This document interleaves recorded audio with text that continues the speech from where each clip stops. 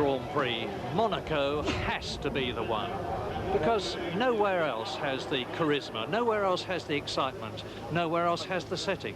Nowhere else do you see the cars and drivers so close, and nowhere else do you get such a sensation of raw power and speed, because Monaco is unique as its very special kind of street circuit. Now, in the last 6 Grand Prix, the all-conquering McLaren team have only won twice. Is today going to see number 3? Well, who knows? Monaco is a lottery.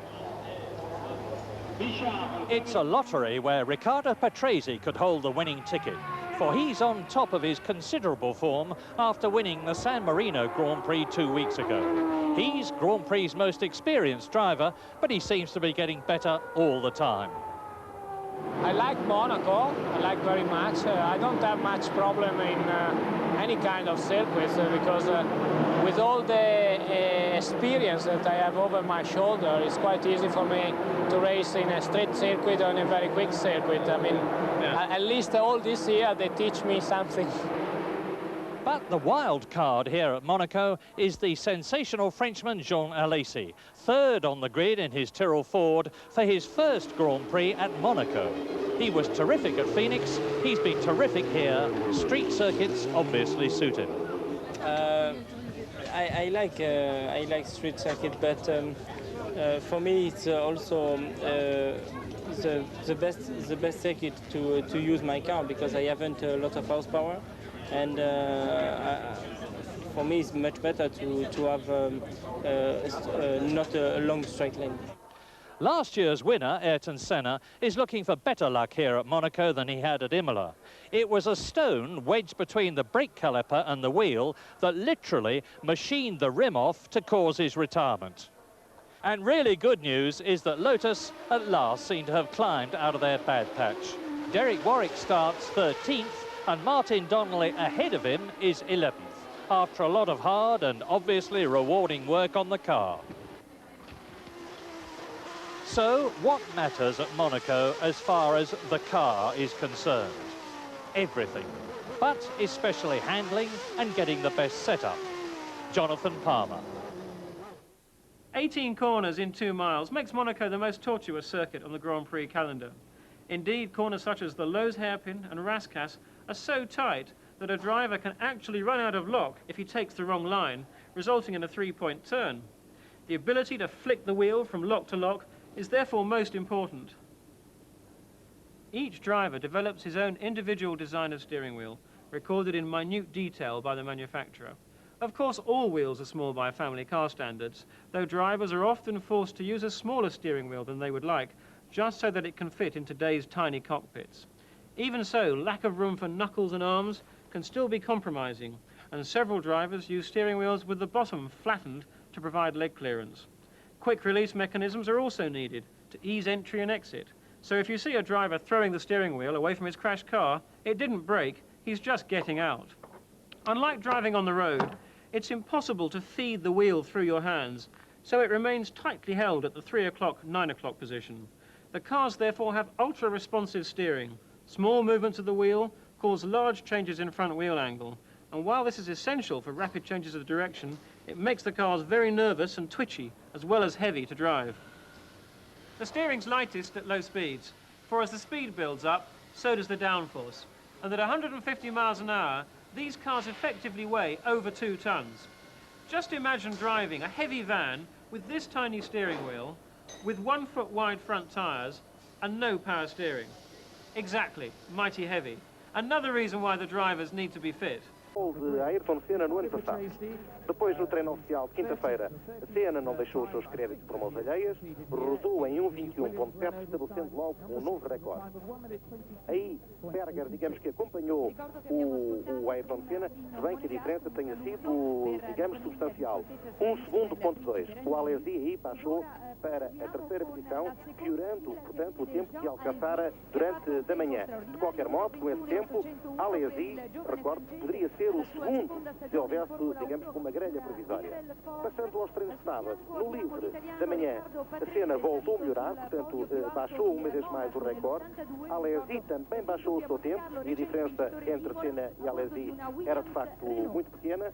E no treino oficial, o último de sábado, à tarde, Ayrton Senna, pela terceira vez, então, conseguiu estabelecer uma nova marca, melhor marca, nestes treinos para o Grande Prémio do Mónaco. E podemos dizer que Senna tinha todas as possibilidades de ainda baixar mais esse tempo, dado que ele, na sua volta, na sua segunda volta, foi prejudicado pelo baixo andamento do Onyx, do Gregor, foi na curva de Rascar.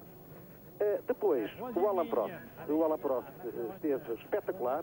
Aliás, eu considero o Alain Prost a grande figura. Wir eine Runde mit Ayrton Senna absolvieren, möchte ich Ihnen noch eines sagen. Wir haben heute mindestens 3 Autos mit Live-Fernsehkameras an Bord und Ayrton Senna hat sogar noch eine zweite Kamera, die aus dem Cockpit direkt auf ihn gerichtet ist. Das ist die Linkskurve Marcinet, wir sind oben am Casino, Rechtskurve am Casinoplatz, dann hinunter die sehr steile, abschüssige und sehr bucklige Stelle bis zu Mirabeau. Das ist die Löskurve, Haarnadel, erster Gang. 3-mal sind die Fahrer hier im ersten Gang. Dann geht es hinunter zur Hafenkurve. Würde Senna jetzt links abbiegen, dann käme er direkt zu sich nach Hause. Auch Gerhard Berger wohnt dort.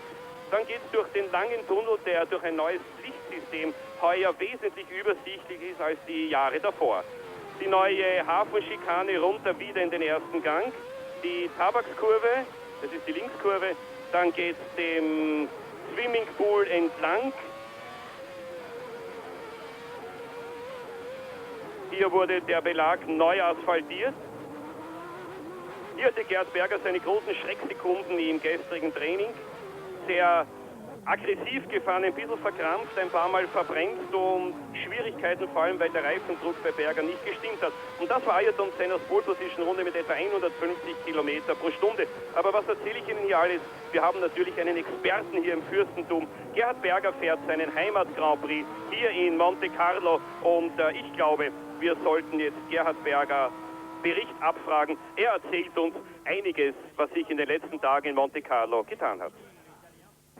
Nos carros de Ayrton Senna e de Gerhard Berger, temos também câmaras montadas precisamente no Benetton de Alessandro Nannini e no Benetton de Nelson Piquet. E vimos ali o Benetton de Nannini, ele não vai partir com o seu carro de corrida, dado que em Saint-Devote, mal que largou das boxes, o carro parou e Nannini teve de correr, isto é uma repetição do que se passou há pouco, teve de recorrer para a sua box e tentar-se ao volante do seu carro de reserva. Não é só o Alessandro Nannini que vai partir com o carro de reserva, também o Aguro Suzuki no La Route Lamborghini deixou o seu carro de corrida para tomar lugar no seu carro de reserva. Bom, vamos então a um primeiro balanço, Luís, sobre estes treinos que acabamos de fornecer. Boa tarde, Pinto. Boa tarde, telespectadores da RTP. Uns treinos de quinta e sábado bastante movimentados, mas com uma dominante. A vantagem de Ayrton Senna sobre os outros concorrentes, que só não foi efetivada na quinta-feira de manhã, devido a alguns problemas de caixa de velocidade sentidos pelo brasileiro. A partir daí, Ayrton Senna esteve à vontade, ele esteve sempre à frente. Basta, para tanto, dizer que, com o tempo feito na quinta-feira, ele teria o segundo mais rápido, mesmo que não tivesse saído para a pista no sábado, pois apenas Alain Prost logrou bater e por apenas 21 milésimos de segundo o tempo efetuado 2 dias antes pelo seu antigo companheiro de equipa. A presença de Alain Prost na primeira fila tem também algo de surpreendente, devido que é a dificuldade dos Ferrari em utilizarem devidamente os Goodyear de qualificação. No entanto, Alain Prost, com a ajuda do motor 037 mas também com a montagem de uma caixa de velocidades apenas com 6 regulações, para ele, exato, conseguiu também numa volta espetacular, mas num sentido diferente daquilo que se costuma utilizar para a Senna, conseguiu numa volta espetacular, dizia eu, um excelente tempo, 4 décimos apenas do efetuado pelo Ayrton Senna e alcançou-se assim à primeira linha da grelha de partida. E quando queremos dizer que a volta de Alain Prost foi espetacular, mas num sentido diverso daquele que utilizamos para Ayrton Senna, aplicamos esse termo porque é impressionante a segurança e a fineza de pilotagem do piloto francês.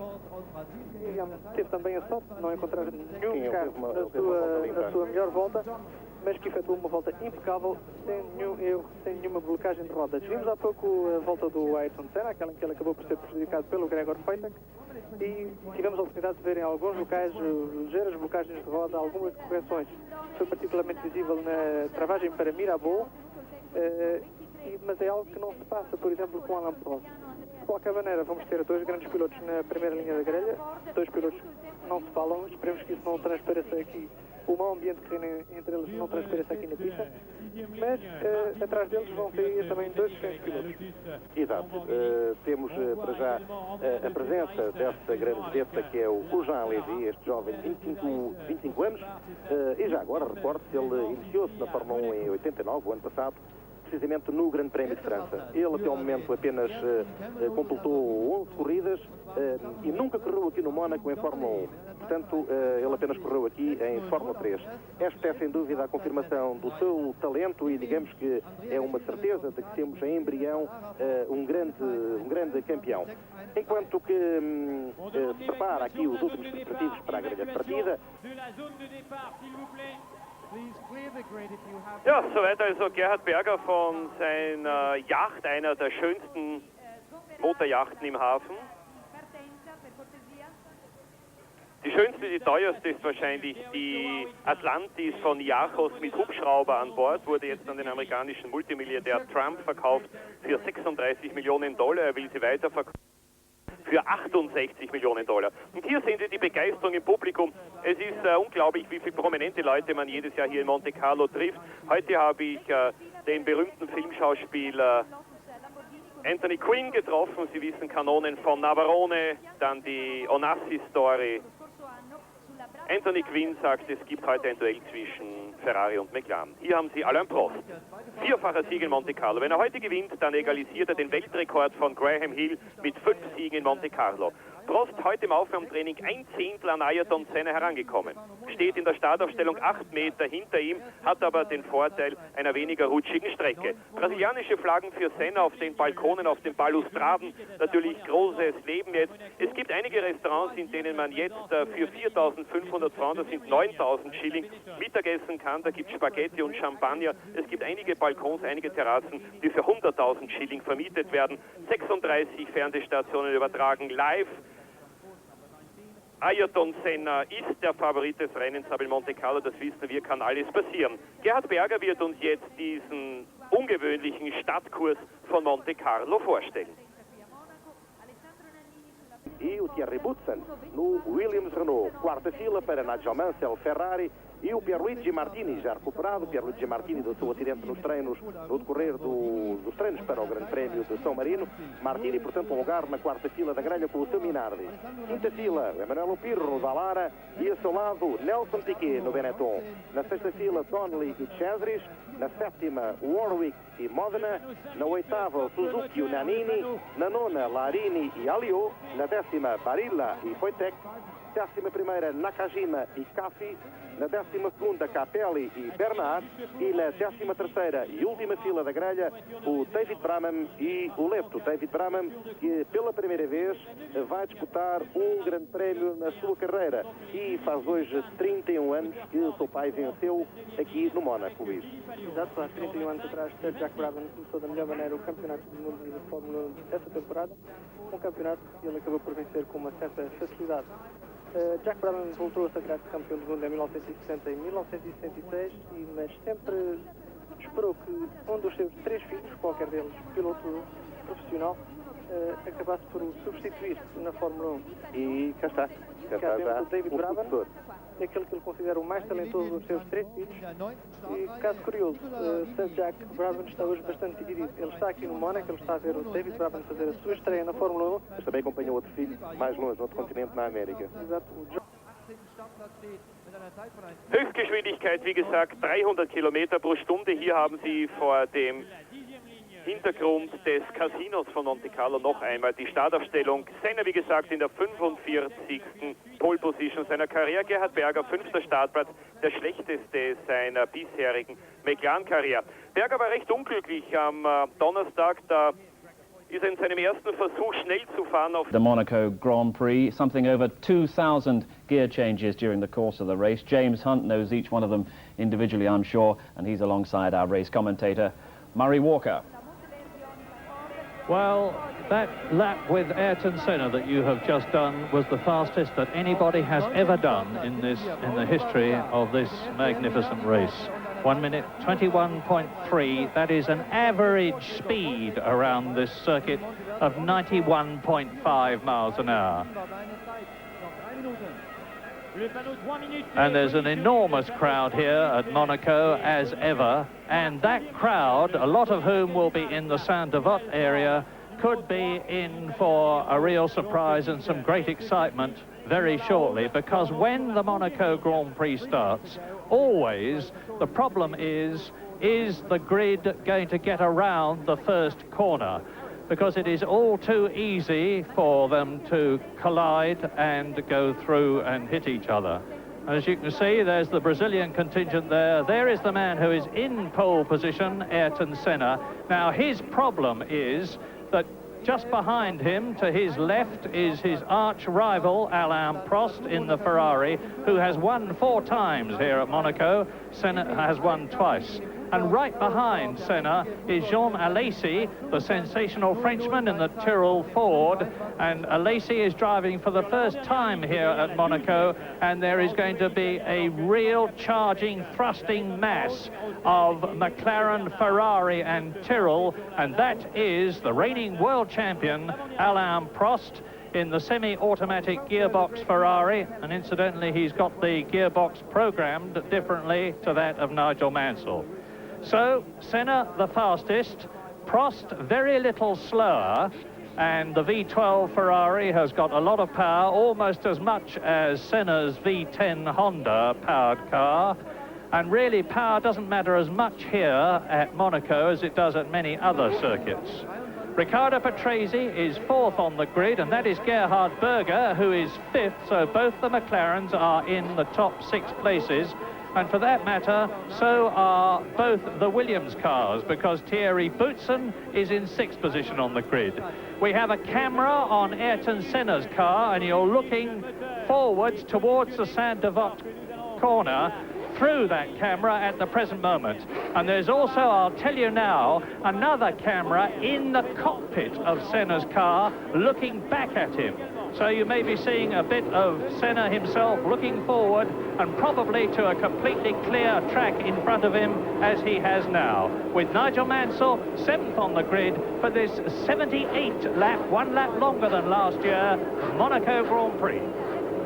Yes, there you see the yellow flags ahead of Senna's car. That's just while their mechanics are getting all their equipment off the grid. As soon as that's clear, now we're looking from that position, and away they go. That'll be a green flag waved. And now, look as they head into Saint-Devote. The problem with Saint-Devote, the corner that Murray spoke of earlier, the first corner, is that it's like a funnel and it narrows. And, of course, it is slightly curved. The entry is a bit blind, even with a big pack of cars. But we didn't see Saint-Devote as they will see it going in. We saw the exit of it as they come up the hill, the field to the Casino Square. This is over the hump, this is over the brow, and now they're onto the brakes in racing condition. Over the hump, the car goes light, and then you've got to set it up very carefully with a long left, quick left-hander that goes into Casino Square, that tightens up, and then they turn right through the square and down the hill to a Mirabeau, past the famous British watering hole, the tip-top. All we British fans go and behave like hooligans. This is the hill, tip-top's on the right, just by this man with the yellow helmet. Marshall there. On the brakes into, in some cases, people will be using first gear in the early part of the race with a heavy fuel load around the Mirabeau, which is the corner of the top. They're just coming into view, and then down to the old station hairpin, now called the Lowe's hairpin, where it's first gear again. Very slow, twisty complex to fight their way out onto the seafront, past where Senna crashed going onto the seafront a couple of years ago. And now into the old chicane, which has been slowed right down to a first gear corner because of the huge speeds being achieved through it when it was just a straightforward flick. And the danger with the harbour. On the right of that barrier as you look is, of course, the harbour. Now to the swimming pool complex. Tight, twisty section. Quite a nice piece to drive. It's quick at the first corner as you come into the swimming pool area, and then slows down. Second gear for where they're coming around now. Short squirt down that straight, and then first gear for the Rascasse complex. They're just turning into the right-hand of where they're going now, disappearing is the Rascasse. And a tiny straight, turning right yet again, over a big bump. Difficulty with traction, a lot of wheel spin as the car goes over the bump because they're on the power, and then up to the start-finish straight. So Senna leading the field round, yet another pole position, quite brilliantly done. In fact, he was on a quicker lap later in the session after the one that he did, and then right at the end of the lap he got balked by a slower car. So Senna leading the field onto the grid, take up his position. When they're all stopped, all in position, a green flag will be waved at the back of the grid, the red light will be on, and they'll be off. And Ayrton Senna will undoubtedly try to do what he successfully did last year with a clear course in front of him, build up a cushion between himself and the rest of the competition as soon as the lights turn to green. Watch Prost, in particular, behind Ayrton Senna on the left in the blue and white car with the unique anhedral front wing, Jean Alesi. This could be his moment. At any moment now, the lights will go to red and then to green. It's going to be a race that's nearly 2 hours long. I'll be surprised if half the entry finishes it. And it's a good start by Alain Prost, an even better one by Senna. Alesi is in third position.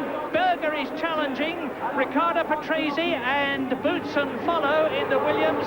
And it looks to me as though Capelli already at some turn de botte is in trouble. Senna pulling away, then it is Prost. And you can see them now as they go round the left-hander at the Hotel de Paris. The next shot we'll see is as they come down. And Alesi is going through on the inside and taking Prost, and so is Berger. And that's it. Berger hits Prost. Are they going to stop the race? This is the right-hander just before the Mirabeau, and you can see that the thing that we all feared, a carambolage at the corner there, has happened. And it looks to me as though now Prost and Berger, two of the fancy men in the race, and Alesi's car on the right, are out of the Monaco Grand Prix. Well, there is 4 times winner Alain Prost. That is the pace car from the back coming through. Now they're going to try. Here's a replay. Now watch on the left, Alesi. Alesi challenges Prost, gets alongside him, and that is reasonable enough. Prost is on the outside, and Alesi got round the corner, so that may have been somebody else. That was probably Nakajima who got stuck in there, and I think Alesi's hard charging. Yes, that was Nakajima. He popped up in the air and then down again, it looked like. Or was it a Brabham? That may be a Brabham back view. Looks more like a Brabham airbox to me. Difficult to see from here, I'm afraid, but certainly Prost and Berger out of the race as it starts, but of course they have spare cars. And Capelli, who we saw, and his car was on fire at the first corner. I saw flames coming out of the back of his car, so he'll be that's why he's rushing back, clutching his seat, ready to get in the spare car. And meantime, I see no signs of the race being stopped at the present moment there. Yes, of course they have. They're touring in round the right-hander, coming out of the Rascasse while they get rid of the wreckage. And of course now, as Alain Prost with his helmet off looks at the wreckage, the question is he going to go back to the start to get the second? Well, there's Berger running away. Alain Prost shouting at the Austrian, not looking at all happy, and why should he? Well, the other car, incidentally, the Brabham that James identified, was that of Stefano Modena, the Italian driver who finished third in the Monaco Grand Prix. And the thing that we always fear when 26 cars all bunched together are fighting their way round this twisty circuit has happened. On the left then, Alain Prost Ferrari being wheeled backwards down the hill. Modena is back in the Brabham. Here's a replay with the Lacey going through, pushing inside Prost. Now watch Berger cut through, and you'll see that the left front wheel is knocked right off the McLaren as he brakes, trying to avoid Prost, pushes the Ferrari round, which kicks up into the air, and Lacey is on his way. Yes, well, you have to really say that that was Berger's fault, that accident, because he was charging at a gap that was quite clearly closing and going to continue to close, because with the Lacey having gone inside Prost, Prost was obviously going to get back onto the inside to cover that inside line from attack. He'd already done it. There was no hole there by the time Berger hit him, because his right front wheel was already on the curb. So really one's got to say that Berger was charging at a hole that really wasn't there by the time he got there. Here comes Alain Prost, a very fit, tough little fellow that he is, running back, ready to get into the spare car. Now, is the second Ferrari, or rather the third Ferrari, set up for Alain Prost or for Nigel Mansell as Gerhard Berger runs back to get in the spare McLaren? Incidentally, Gerhard Berger, as you can see, is a very tall chap. I've talked about that a lot, particularly at the San Marino Grand Prix and before that at Phoenix. And now we're riding with Alessandro Nannini. Of course, this is a replay going down to the right-hander at the Metropole and leading on to the Mirabeau. Nannini in the Benetton, and you can see on the right there. Now, there is Modena's Brabham, the white and blue car. Cutting in front of us is Derek Warwick, number 11, who stops, as does Martin Donnelly. Modena threads his way forward, but the way is closed and he's had to stop. On the left, you see the Ferrari. This is live, of course, now. The Ferrari of Alain Prost, who's on his way back to get the spare car. The McLaren of Gerhard Berger. And that is going to be a big problem to remove Berger's McLaren, because it appeared to me that the whole of the left front suspension and wheel was removed in the accident, and that means lifting tackle is needed. I was talking just before we went to that shot about whether the Ferrari the third one would be set up for Alain Prost or Nigel Mansell. Let me explain. The Ferrari has a 6-speed semi-automatic gearbox, and in Prost's car, when changing down, 5th has been omitted. Thus he will go changing down from 6th to 4th to 3rd to 2nd to 1st, because you have to treat the gearbox like a motorcycle box. Here's another replay, and that is Capelli at Saint-Devote on the first lap in the Leighton House car. His teammate Gugelmin failed to qualify. Capelli is passed by J.J. Leto and David Brabham, driving in his first Grand Prix, and incidentally, you can see the flames there at the back of Capelli's Leighton House car. And what a dreadful season the Leighton House team are having. My heart, and I'm sure that of every enthusiast, bleeds for them, because they are having just about everything go wrong that can go wrong. And it gives me an opportunity to say to Ian Phillips, who is the team manager and head man of the Leighton House team, and not at all well as Gerhard Berger runs in, get well soon, Ian, and get back to the Grand Prix scene. You'll be more than welcome. Gerhard Berger going for it. Prost, of course, is back there by now. And the difference between Mansell's car and Prost's car, that I still haven't finished telling you about, is that Mansell's car is programmed to go all through all the gears. So if the car is set up for Prost, the spare one, he will be okay. If it's not, they will have to remind him, and I'm sure they will. And I can see Nigel Mansell now. He's just being wheeled past me to get up onto the grid again as Gerhard Berger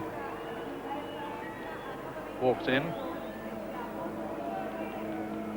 Not looking too happy. There's Jean Alesi, the man who sensationally led at Phoenix for a long time by passing Ayrton Senna in his Tyrrell Ford. Number 8 is the spare Brabham of Stefano Modena. So he is okay, back in the race. And I haven't had a chance to tell you so far that Alessandro Nannini, going out to forming up on the grid, had his engine go at Saint-Devote after he'd done just a few hundred yards. Here's another replay. Berger, you're looking at Berger, cutting inside Alain Prost, right up against the wall, no room for him. Off goes the left front wheel and the suspension. Bits fly all over the place. Riccardo Patrese miraculously moves to the left with Boutsen behind him. There is Mansell, that is Martini, and behind Martini, number 21 is the Dallara of Emanuele Pirro, who was starting higher up on the grid than he's ever been before, with 2 exceptions, I just hastily remembered. And now they're all coming to a standstill. This is a replay. There are the 2 Ligiers of Alio and Larini. The footwork car is the Arrows of Alex Caffey. His teammate Michele Alboreto failed to qualify. And that's Nakajima in the blue and white second Tyrrell Ford. Wojtek, number 35, in the Monteverdi Onyx. And now we're back again live, looking at the exit to the swimming pool. Yes, well, I've been rushing around just checking things out, and we've got an interesting and rather unfortunate situation over spare cars for Prost and Berger, in that Ferrari's spare car, the Ferrari team swap around and take it in turns for their drivers to have the spare car because of their different sizes and shapes. And the spare Ferrari, it's Nigel Mansell's turn to have the spare covering him this weekend, and that's a major job and debatable as to whether Ferrari can get it done properly in time to get the car to fit, make all the changes necessary to fit Prost. Unlikely. And the situation within the McLaren team is even worse, in that to get the job done to change the spare car from fitting Senna to fitting Gerhard Berger, not that even Berger's own car fits him, but they certainly won't be able to get that done properly, even to the Berger spec that they've got, which doesn't fit the driver, which is another matter and a very serious one within the team. But on changing it, the best I think either team will be able to do is to try and do a bodge and get the most important changes done and just try and get their drivers out. But I think it's fair to say that neither of them is going to be comfortable. And this, of course, brings us to a major issue on safety for Grand Prix racing, and that is the subject of cockpit size, because it's been highlit by, there is Prost already in the spare car, moving it round, and Berger we have just seen drive down the pit road in the spare McLaren. And Capelli also in the spare car, after he wasn't anything to do with the accident, but if you remember, Capelli had a nice sort of conflagration going at the back of his car, we noticed, going into the first corner, so that car must have he must have lit the car up when he fired it up on the grid to do that. But so they're now taking those spare cars round to the grid, warming up the tyres, doing their warm-up lap. The rest of the field is now pretty much assembled on the grid in front of us, and shortly we'll get a countdown. We haven't been told how long the countdown will be yet, and then we will go through the rigmarole again, and let's hope they behave themselves this time. Now, going back to the safety problem over cockpits, which is very serious, it's been highlighted by the McLaren's team's lack of response to Gerhard Berger's problems in the McLaren cockpit. Now, the situation is this. Here we have the team that claims to be the top Grand Prix team in the world, and as far as results are concerned, that claim is quite justified. But here we are, the 4th Grand Prix of the season, and Gerhard Berger's car still doesn't fit him. Now, when you're paying somebody in excess of $5 million a year to drive him, it seems pretty stupid to me to then not be able to give him the tool of the trade to do the job, because there is one thing that is for certain in racing cars, and that is that they are very difficult to drive when you're perfectly comfortable. When you're in any way uncomfortable and not seated correctly therein, they are impossible to give of one's best and to drive properly. It is, and that is an absolute fact. Now, McLarens know this, and if they can't respond, this is really a serious matter. Obviously, to build a new chassis, it's difficult, and they knew about the problem from last November when Berger started doing testing for them, but they maybe shoveled that under the carpet because, of course, they were able then, during testing, to run an illegal car from a racing point of view by moving the pedals forward ahead of the axle line, which is how Berger ran all winter, and was comfortable in the car for testing because, of course, but then, of course, they had to move the pedals back towards him, thereby cramping his legs, and the result was that he's been extremely uncomfortable in the car, and the team seemed, for whatever reason, to be reluctant to respond in a positive way, because it really is a very serious situation and not a good indictment for the team. Yeah, as you watch the Benetton there, and for that matter Berger's car, that is Nannini's car that's being brought in, and there is Berger's.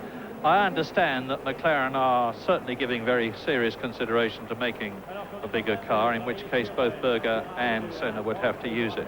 But there is one point that's worth making about the size problem that Prost will have vis-a-vis Mansell. I remember casting my mind back, there's Gerhard Berger looking very unhappy as he tries to accommodate himself in the chassis which is set up for Ayrton Senna.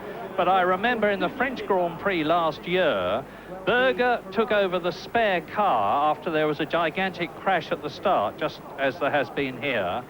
And Nigel Mansell had a problem at the crash and had to get into Berger's car. It was all very complicated, but Mansell then drove an absolutely magnificent race. That car won't be going very far now, except on the back of that truck. And so we now have Ayrton Senna sitting confidently in pole position for the second start of what I'm sure will be a shortened race. I don't know what the new length will be as yet, because we haven't been told. Alain Prost will be in the Ferrari set up for Nigel Mansell, and Jean Alesi, who looks as though he's got through unscathed, is still there in third position on the grid.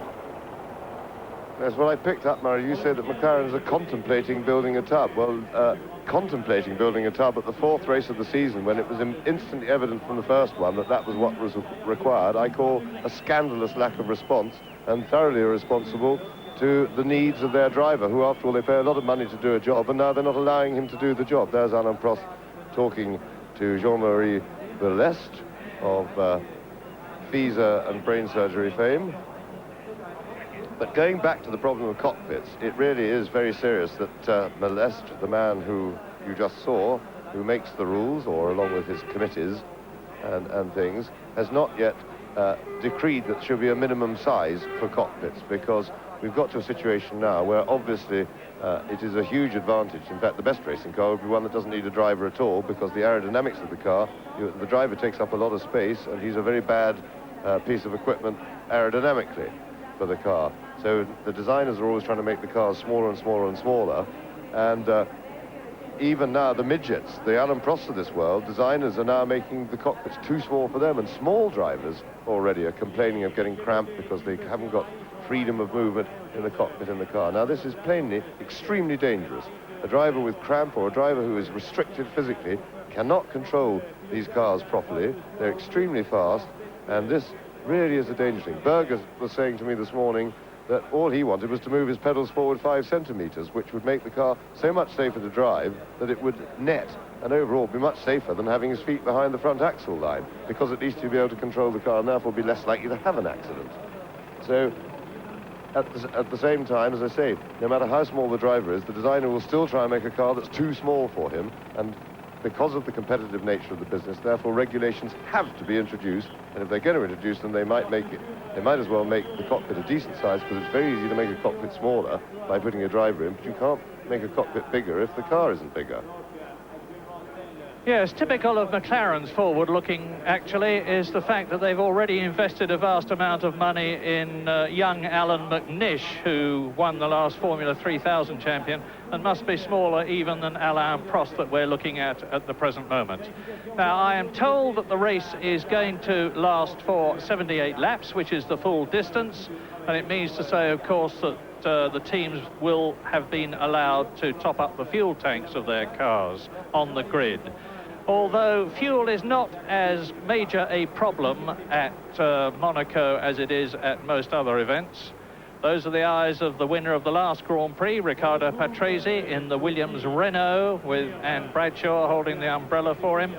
And they're actually in a very strong position. I was talking to Bernard Dudot, who is the designer of the Renault V10 engine, just before the race began, and he said he was extremely pleased with the way things had gone in practice. Williams had a bit of a trouble with an anti-roll bar and a broken CV joint in the warm-up this morning, but that's been fixed. And at Monaco, this enormous crowd, unlike you, will not be too clear about what is happening, because we can see the cars on the grid. They can't. That hasn't made any difference to the atmosphere or to the fact that Senna is in pole position. Then Alain Prost in the Ferrari, followed by Jean Alesi, third on the grid, second row. With second row, Riccardo Patrese, Gerhard Berger, we say again, in an ill-fitting McLaren, the second Williams Renault of Thierry Boutsen, ahead of Nigel Mansell, who didn't go well in practice by his standards, but he's not too bothered. He says he's quite happy to sit back, knowing that there are going to be all sorts of problems during the race, because 78 laps here are going to take nearly 2 hours to go. There is Nigel Mansell conferring with his teammate Alain Prost. And incidentally, another point about Nigel Mansell, he was reported as having made some very harsh remarks about Gerhard Berger after Mansell had spun at some 190 miles an hour, Prost sprinting back to his car after Mansell had spun at Imola. But Nigel says we're the best of mates now, no problems. Any remarks I may have made were made in the heat of the moment. And you're now looking then at row 10 of the grid, Paolo Barilla, the Italian in the Minardi. Gregor Wojtek, the Swiss driver, who has actually qualified quicker than his teammate, JJ Leto. The start was supposed to have been about 3 minutes ago. So there's obviously been a bit of unexpected delay. I think there's about 5 minutes now. There's all sorts of alterations. I can tell you that Stefano Modena in the Brabham has changed a front wing, and he's taken the opportunity also to change the air scoops on the car. And now Jean Alesi is quite consciously divorcing himself from everybody around him, looking straight ahead. He's got it all to do again. He was trying to take Alain Prost after the drop down from Casino Square into that right-hander before Lowe's Corner, just before the Mirabeau Hotel. And even here at Monaco, cars, believe it or not, are doing, in fact, where that crash happened, they're doing just about 170 miles an hour. Not on the actual corner, of course, but certainly on the approach to it. His Serene Highness Prince Rainier of Monaco is here in the royal box that you were just looking at to witness, as he always does, the Monaco Grand Prix. And this circuit is one of only two in the whole 16-race World Championship Grand Prix series that were used before the war, the other one being Monza. And at this very circuit, although there have been one or two changes, like the tunnel under Lowe's Hotel, at this very circuit, people saw the great Mercedes-Benz and Auto Union teams racing. They saw drivers like Tazio Nuvolari, Aki Lavazzi, Rudolf Caracciola, Bernd Rosemar. There's the Brazilian contingent, and as ever, Ayrton Senna has got this gigantic following of his countrymen and countrywomen, and a lot of them are here at Monaco.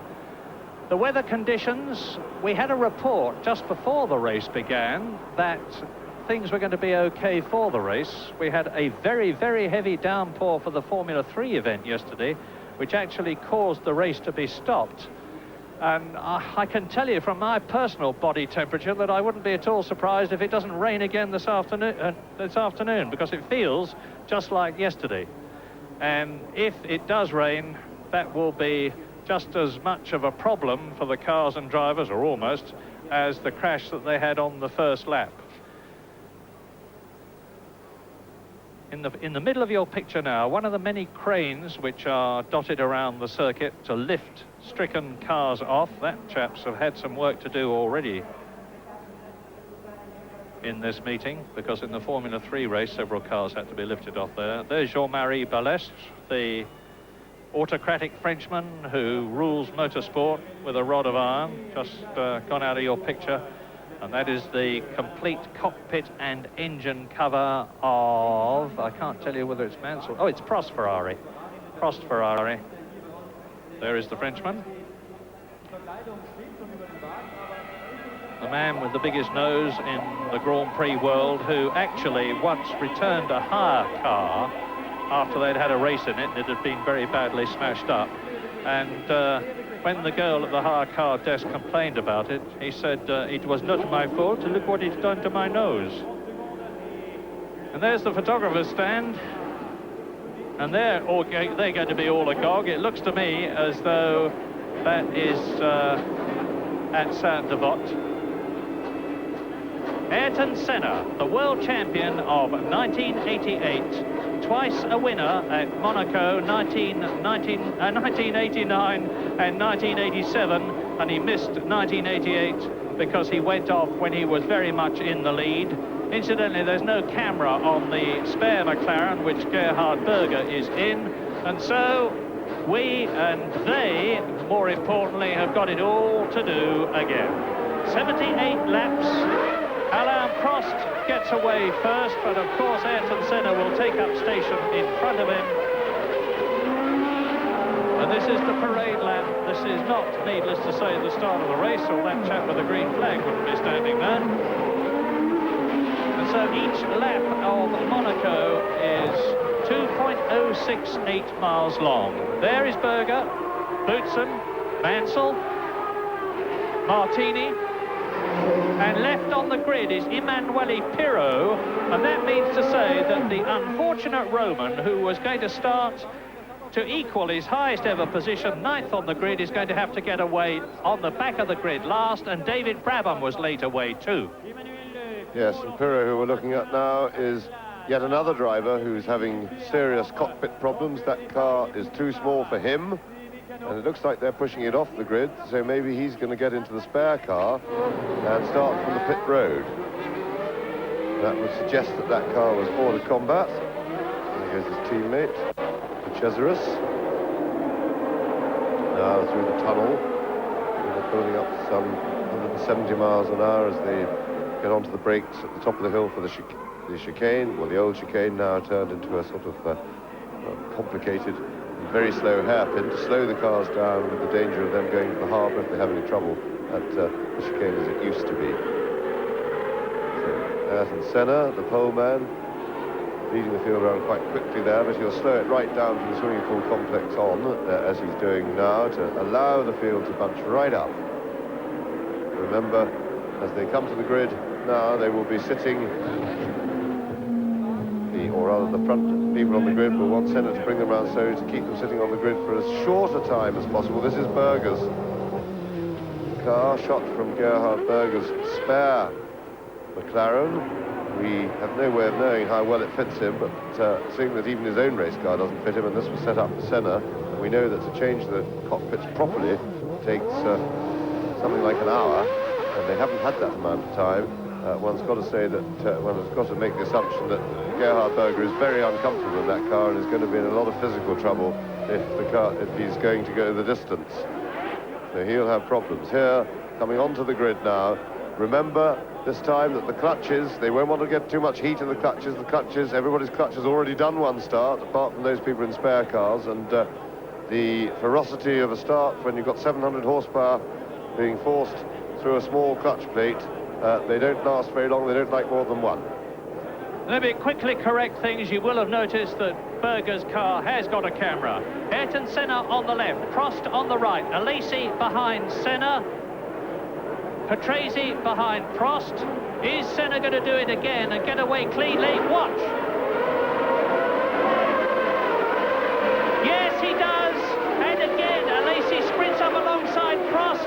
Prost is second, Alesi is third, Berger is fourth, Patrese is fifth, Martini is ahead of Boutsen is sixth, Capelli is in trouble again, Senna is already breaking away a bit, Martini is sprinting up the hill in front of Nigel Mansell into Casino Square. Out of it, there's Prost, Alesi, Berger, Patrese, Boutsen, Martini, Mansell, and again Alesi tries to take Prost in exactly the same place, but this time they're round, thank heavens, into Lowe's corner. It's Senna, Prost, Alesi, Berger, Patrese, Boutsen, Martini into the tunnel now, up to 160 miles an hour. Senna is building up a cushion.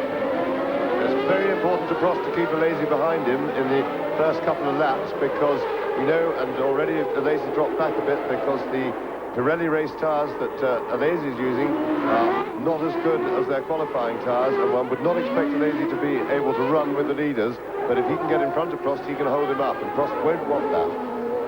And it's not happening at the present moment. Senna is bursting away, just as he did last year. Prost has got him inside. Alesi is right under the rear wing of the Ferrari, thrusting to get through, because Alesi has got a very nimble car with about the right sort of power-to-weight ratio. Berger is in fourth position. Then it is Patrese, Boutsen right with him. Martini, Mansell, Piquet and Martin Donnelly well up, as Ayrton Senna absolutely rips through at the end of lap 1 into Sainte-Devote, climbing the hill now, and they're building up to 170 miles an hour on the hill. Prost is still second, but dropping back. Alesi, Berger, then the two Williams, and Martini is being challenged by Nigel Mansell, who was trying to take the Minardi as they went into the left-hander before the Hotel de Paris. And it looks to me as though Alain Prost is very much holding up Alesi. You can see the way Senna is pulling away. Now it's second, third and fourth, absolutely together. Prost, Alesi, Berger, then the two Williams. Into the tunnel again.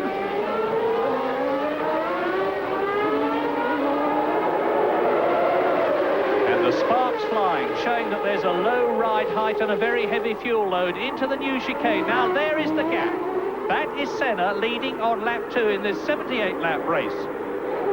Yes, I get the feeling that Prost is playing himself in fairly comfortably. I think he likes to take 3 or 4 laps to build himself up to his full speed, which is keeping Alesi climbing, and of course Berger attacking from behind that. Yeah, make a note of these lap times if you're interested. From the standing start, Senna was leading by 2.5 seconds. That's a tremendous gap. 1 minute 32.75, and the times will come down. Mansell fighting against Martini. Second, third, fourth go through. Alesi third, Berger behind him. And Berger, of course, if he has got a comfort problem, will not find it as bad now as he will later on in what is going to be a very long 2-hour race. And still the two Williams of Riccardo Patrese and Thierry Boutsen are together in 5th and 6th places. Now down to the corner that claimed the cars on the first lap of the first start. Berger gets a wheel up on the curb, and now the gap between Senna leading, there he is, and Alain Prost, you saw, was nearly 4 seconds. And that is an enormous lead at this stage of the race. They're on lap 3. Race order: Senna, Prost, Alesi, Berger, Patrese, Boutsen, 7th Martini, 8th Mansell, 9th Piquet, 10th at Donnelly, 11th de Cesaris in 12th position, Derek Warwick. So both the Lotus cars are in the top 12. Notwithstanding the fact that they had to make an engine change on Donnelly's car, put a new Lamborghini V12 in after the warm-up, and that normally takes 6 hours, and they had about 3 to do it. So there's another record. And Berger is pushing Alesi hard, and Prost easing away now a fraction. And Jean Alesi is in his first Monaco Grand Prix. He has driven here in Formula 3, but it's a very different kettle of fish to have 650 horsepower behind you. And now Ayrton Senna has extended his lead to just over 4 seconds with a lap in 1 minute 27.97, compared with the lap record 1 minute 25.5 put up by Alain Prost last year. Prost, Alesi, Berger, second, third, fourth. Senna in front of them, out of Casino Square. That terrifying drop down to the Mirabeau. And so you have a Ford V8 DFR powered car between the V12 Ferrari, and that is Stefano Modena in the Brabham. It looks to me as though his race, yes, he's pulling in the so-called start and finish straight. It's anything but straight, but Modena's race is over already, and this is lap 4. Yes, Berger will now have to start actively looking for a way round Alesi, because I'm sure that Alesi is going to get a struggle to maintain the pace now, although it doesn't look like it. It's interesting to watch the comparison between his driving and Prost's. He catches Prost on all the fiddly bits of the circuit, particularly here at the Rascasse. You will see in a moment as we look at Senna. We're over 4 seconds of lead, and he's pulled quite closely up to Prost. He also catches him in the Casino Square and round the complex that leads out onto the seafront. And tremendous bottoming there from Alesi under braking. What a great fight for second place. Meantime, Senna is 4.3 seconds ahead of Prost with another new fastest lap, 1 minute 27.623, and that is 2 seconds slower than the lap record. And the Williams are keeping Berger in sight. Riccardo Patrese, fifth, just ahead of his teammate. Round lows, and the two Williams cars are actually closing on Berger. You can see that visually. Prost, Alesi, Berger. We follow the McLaren round. There are the two Williams with their Renault V10 engines, and Prost is definitely pulling away now from the third position man, Jean Alesi, and we're riding with Gerhard Berger. And in front of Berger is Alesi. Now they're dropping down to the Tabac, or at least what was the Tabac. There's Alesi. Third, Berger, round the swimming pool section. And they do this in second gear. It's about 40-50 miles an hour on the actual corners, and then the foot hard goes hard down. Sorry, what am I talking about? 80 miles an hour around the swimming pool, down to the Rascasse, second gear. And Senna goes through. Let's see what the gap is now as Alain Prost follows him into lap 5 of this 78-lap race. The gap is steady. And actually now, Alain Prost is going marginally faster than Senna. It's 1/10 of a second only, but he's quicker. Yes, I get the feeling that Senna has already cut his pace back a little bit, because he's certainly going a lot quicker than Prost, but Prost has been holding him now. And I think really at the end of the second lap, Berger had already, as it were, clicked it back a gear. And Alesi still hanging on, and hanging on very well, because I'm just looking down the list of the next Pirelli runner, Pierluigi Martini, and he is not going nearly as quickly. Alesi doing very well indeed. He also catches Prost quite substantially around the swimming pool section, which we are just coming to. We go through this one, then the Tabac, which is the quick left-hander. It's quick by Monte Carlo standards, so Prost going into the Tabac now. And Berger there was having a look down the inside of Alesi. Not an easy place to pass. Prost through the swimming pool. Now it's here, the second half of the swimming pool complex, that Patrese seems to haul him in. Alesi hauls him in a little bit. But Prost further ahead this lap. And Patrese maybe lost a little bit of time because he was busy covering his rear from the attack of Gerhard Berger. So now race leader Ayrton Senna has completed 6 laps. He's now nearly 5 seconds ahead of Prost. He's just gone round in the first lap under 1 minute 27, 1:26.296. Senna is really pushing hard to build up the biggest possible gap between himself and the battle for second, third and fourth, and definitely Riccardo Patrese with Donnelly going out of the race.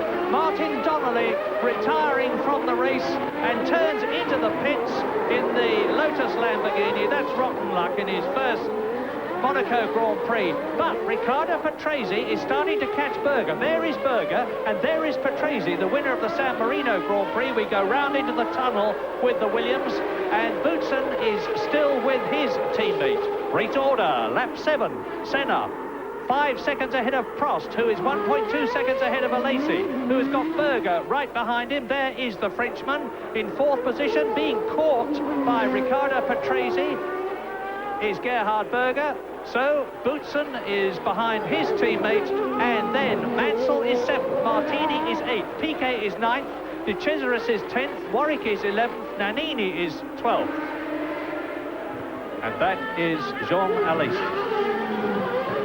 There is Riccardo Patrese, behind him Boutsen. They're coming out of the Rascasse into the start and finish section as opposed to straight under the bridge up to Saint-Devot, starts to climb. And 25-year-old Jean Alesi, who finished second in the first Grand Prix of the year at Phoenix, is third here. You can see that the front wings Very low set, the new anhedral front wings in this Harvey Postlethwaite designed car with the aerodynamics by Jean-François Migeot, ex-Ferrari, are striking sparks off the tarmac, so low set are they. Round and now down to the Portier, second gear, accelerate away, third, fourth, fifth into the tunnel, 160 miles an hour, coming up to 165, out of it and down to the chicane. Yes, there's been a lot of talk in the paddock by the non-cognoscenti, but there's like people who really ought to know, who are all wondering why this, thinking that the dihedral front wing is making the Tyrrell so quick. Of course, the dihedral front wing is only like that to allow the air to pass to the splitter, and the splitter is what's doing the is the improvement on aerodynamics. That is only to keep out of the way of the splitter, because underneath the car is the trick. And the dihedral front wing, which anhedral, whatever you like, it really doesn't matter. The funny front wing is purely to flow the air. It's nothing to do with the operation, the shape of it at all. It's just to get it out of the way. And out of the way it is, and it's not helping Alesi as much as it did earlier on, because now Alain Prost is pulling away. Yes, and down the field a little bit in 7th place, Nigel Mansell is really flying. Mansell, you saw just now, he was captioned up as having fastest lap of the race. That he still has, and he was stuck behind the Minardi for a little while. He's got a clear run, and he's catching Boutsen and Patrese quite fast. Lap 9 then, race order as you look at the 4th place man, Gerhard Berger, chasing Alesi is Senna leading by 4.5 seconds. Prost second, then Alesi and Berger, Patrese and Boutsen still 5th and 6th, being caught by Nigel Mansell. In 7th position it is Piquet. Martini has gone into the pits. Andrea De Cesaris is in 8th position. Derek Warwick is up into 10th. Nannini is 11th. Aguri Suzuki, the Japanese driver in the Lola Lamborghini, is in 12th position. And the legend tells you that between Jean Alesi and Gerhard Berger, it doesn't really matter, you can see what the gap is. And between Patrese and Boutsen. And there was Nigel Mansell. And Nigel said, as I said earlier on, he wasn't at all worried about the fact that he was only starting in 7th position on the grid, because he was prepared to take his time, study points, and go for it later on in the race. Well, by that time, of course, Ayrton Senna will be long gone. Already at this stage in the race, it's looking like another victory for him. And this is Gerhard Berger that we're riding with in 4th position, going down to Lowe's hairpin. And if we go back to his race car camera, it will be Jean Alesi's blue and white Tyrrell Ford that you will be seeing in front of you. If we had a backward-facing camera, you would be able to see Riccardo Patrese, Ayrton Senna, 1 minute 25.5, 87 miles an hour, and that exactly matches Alain Prost's lap record from last year. And you can expect to see, before very much longer, a new lap record as Ayrton Senna continues to keep the hammer down and the fuel load continues to lighten. Round the swimming pool then. Martin Donnelly has definitely retired. Pierluigi Martini has been into the pits. Alesi, Berger, Patrese. And Patrese is pulling away now from Thierry Boutsen. And Senna all the time is building a lead, as is his way. He's now 6.5 seconds ahead of Prost. He is lapping faster than anybody. He's gone round now in under 1 minute 26. Jean Alesi is actually faster than Prost, but of course there is an enormous horsepower difference between Alesi's nimble Tyrrell and Prost's V12 Ferrari. And although I said horsepower doesn't make as much difference at Monaco as it does at other circuits, it obviously makes a difference, particularly here, into and out of the tunnel. Berger, 4th position. An enormous amount of extra lighting has been put into the tunnel this year, where before there were only about half a dozen banks of lights. This time there is an enormously extended bank of lights on every pillar. 14 seconds, 15 nearly, between leader Ayrton Senna, sixth-man Thierry Boutsen on lap 11 out of 78, and there are still going to be a lot of cars retiring from this Monaco Grand Prix. We have already had Martin Donnelly out of the race, and Pierluigi Martini seems to be retiring. He hasn't done so yet, but the problem is handling. In his own words, I'm having a problem in staying on the track. That's Patrese, the most experienced driver in Grand Prix racing. This is his 196th Grand Prix. When he gets to the British Grand Prix, he will be celebrating a double century of Grand Prix, and nobody has got anywhere near that many before. So Patrese drops down towards the Mirabeau. And there you can see Carlo. As you look at the man in fifth position ahead of him, Ayrton Senna leads Prost by 7.2 seconds. Alesi is still just behind the Ferrari in third place, ahead by 1 second of Gerhard Berger fourth. Patrese is 3.6 seconds in fifth position behind Berger, and 2 seconds ahead of Thierry Boutsen, who is 1.6 seconds ahead of Nigel Mansell. You're looking at Boutsen and Mansell Mansell seems to be closing the gap. He's just gone round in 1 minute 26.56, which is faster than everybody except Senna and, significantly, Alesi. Now you're watching Boutsen, the Belgian, winner of 2 Grand Prix last year in Canada and Australia. And now there's Nigel Mansell.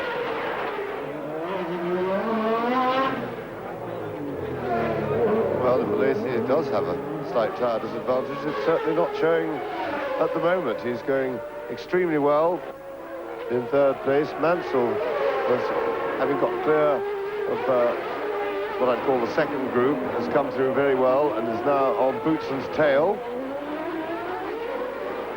Just saw him coming through there. And of course, remember always just how difficult it is to pass on this twistiest of circuits. And I can tell you that Martin Donnelly's problem was not Lamborghini engine problem, but a gearbox problem. And now, as you look at Nigel Mansell in 7th position, there are yellow flags waving in the start and finish area, and I'm looking frantically to see if I can spot it, and that is the answer, because being pushed off the course into the pits is Nicola Larini's Ligier car, and they obviously want to get that out of the way, because Ayrton Senna goes through now to complete another lap, which is his 13th, and it certainly looks to me as though the Brazilian, having won in a Lotus with active suspension in 1987 and a McLaren in 1989, is on his way unbeatably to his 3rd Monaco Grand Prix victory. The question at the moment in the first 7 is how Boutsen is going to stave off Nigel Mansell, because the Englishman in the Scarlet Ferrari going round the left-hand at the Hotel de Paris is soon going to be tucked under the rear wing of the Williams Renault, but then he's got to get past it, and that is a very different kettle of fish altogether. Down to Lowe's hairpin, second gear. They look as though they're going very slowly, and they are going very slowly, 30 miles an hour, but it's jolly quick if you're sitting round in a car going round them. Now through the tunnel. There they go, Boutsen, Mansell, and it's Senna leading. Prost second, 7.6 seconds behind. Alesi third, Berger fourth, Patrese fifth, Boutsen sixth, Mansell seventh, eighth is Piquet, ninth De Cesaris, 10th Warwick, 11th Nannini, 12th Felipe Alio, 13th Barilla, 14th Nakajima, followed by Capelli, Capi, Wojtek, Bernard and Leto. And Ayrton Senna goes through now up to Sandoval. I wish we could see some of the pictures through his race car camera, but they're being denied us at the present moment. You saw what it was like. Ah, thank you very much. Here he is. This is the headshot. This is the man. World champion of 1988, Ayrton Senna from Brazil, with the neck of his overalls undone, and you can see his scarf flapping a bit in the enormously powerful breeze that's getting at it. He goes round Lowe's, down to the portiere, into the tunnel again. And that's where he went off. That very point was where he went off in 1988 and lost the Monaco Grand Prix to Alain Prost in the closing stages. Got out of his car, walked back to his apartment, which was just a few yards away, and disappeared for the whole of the evening, much to the disgust and annoyance of all the media and the McLaren team. Well, he's having no such problem here. V10, Honda power behind him. And the Japanese technicians who know every beat of that engine from the telemetry, which is going through to the bank of extremely sophisticated machines and screens in the McLaren pit, are watching Senna's every move. Everything is recorded so that they can review his race progress from the technical point of view afterwards. And I don't think, if his progress now is anything to go by, they're going to be too unhappy with the result. Round the Hotel de Paris. That is, in my opinion, the most exciting place in Grand Prix racing to watch. The exit from Casino Square, where the rear tyre of the car, and it's doing about 130 miles an hour as it goes over the crest, nearly kisses the Armco. And Ayrton Senna is now 8.7 seconds ahead of Prost, notwithstanding the fact that Prost's previous lap, 1:26.2, was faster than that of Ayrton Senna.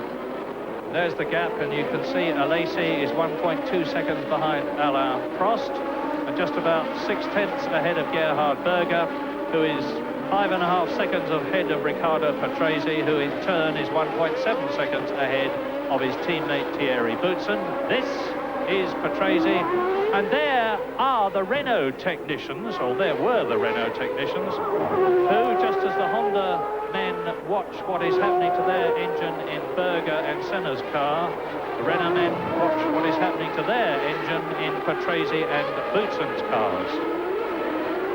Here's the winner of the San Marino Grand Prix, his third Grand Prix victory in his long career. Riccardo Patrese, driving better this season and last season than ever before. But now I hope they stay with what's coming next, because you saw a flash of Nigel Mansell right on the tail of Thierry Boutsen. Look back. Now there is Boutsen in 6th position, and then Mansell. Well, we're doing a tour of Monaco with Riccardo Patrese. It's quick, it's interesting, it's exciting, but it's not as quick and as exciting as the battle between Boutsen and Mansell just behind, with Piquet now in 8th position, De Cesaris 9th, Warwick 10th, Nannini in 11th position. Things are getting pretty spread out, and Capelli is out of the race. He has stopped and withdrawn, so another problem for Leighton House. Gugelmin didn't start. This is Berger, Alesi ahead, and now we're going down to the Tabac. Out of it, round the swimming pool complex. They're doing about 85 miles an hour. Left, right, left. Gerhard Berger, 4th position.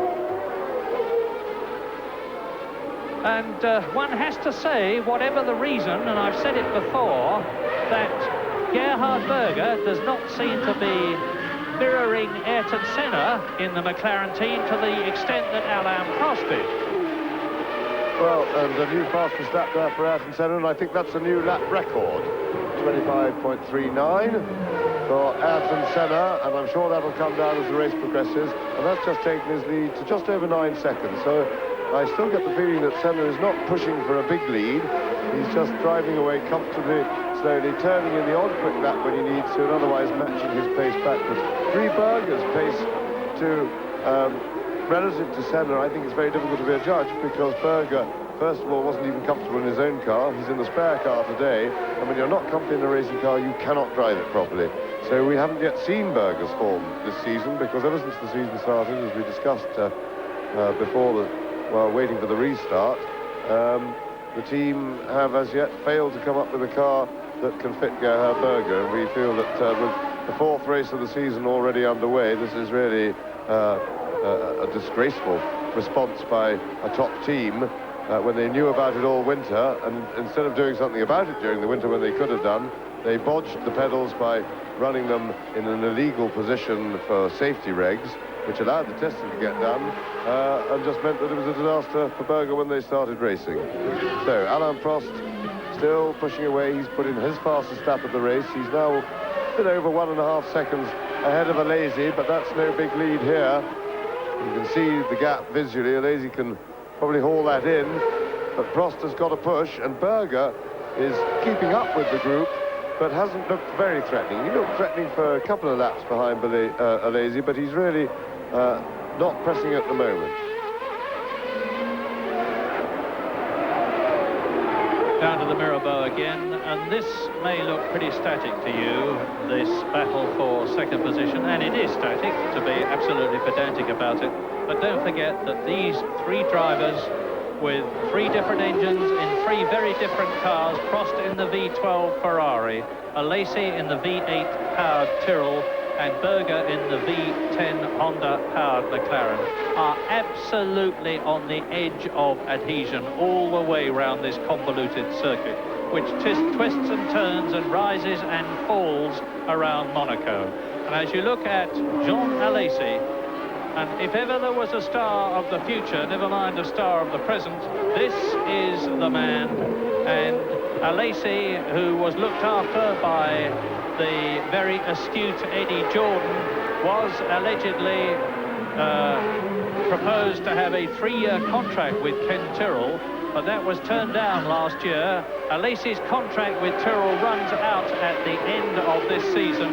I imagine that Ken Tyrrell will have some sort of a hold over him, but anyway, it's going to be very interesting to see where Alesi ends up next year.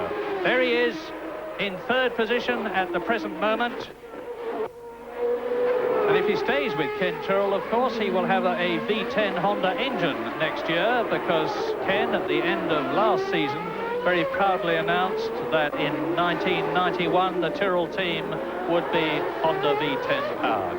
Alesi rolls the Tyrrell round the left-hander at Lowe's. The gap between himself and Alain Prost is 1.8 seconds. It is not reducing at all. Their last lap time was absolutely identical. 1 minute 26.011. So to the nearest thousandth of a second, Alesi and Prost went round the 2.068 mile circuit at Monaco in an identical time. David Brabham, unseen by you, has been into the pits and has changed tyres, and according to my information has actually withdrawn. We'll check by watching our lap chart on whether David Brabham is still going or not, but Prost and Alesi are still hard at it. Ayrton Senna is now on his 21st lap, and he's leading Alain Prost as Alesi comes through in third position by 9.75 seconds, and David Brabham has definitely retired from his first Grand Prix, having succeeded superbly in qualifying for it. It was only his second effort, and to qualify for Monaco first time out is a very considerable achievement. And incidentally, his brother Jeff Brabham is racing in Indianapolis today. I haven't seen Dad, Sir Jack Brabham, here at Monaco, so I imagine he may well be at Indianapolis watching Jeff. Into the tunnel then for the 21st time, and out of it, Alesi, now Berger. You can see that the gap is extending, and we're on lap 21.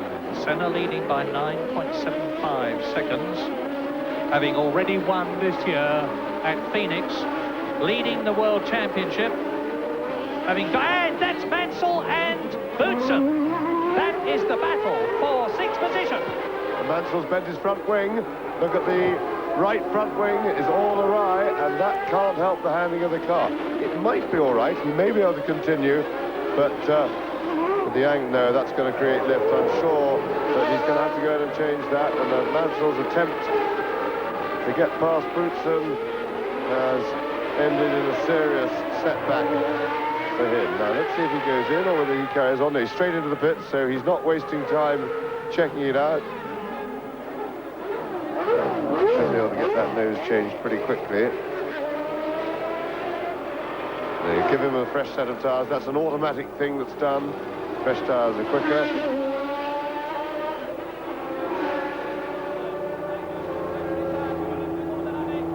So changing the nose, of course, is not so quick. And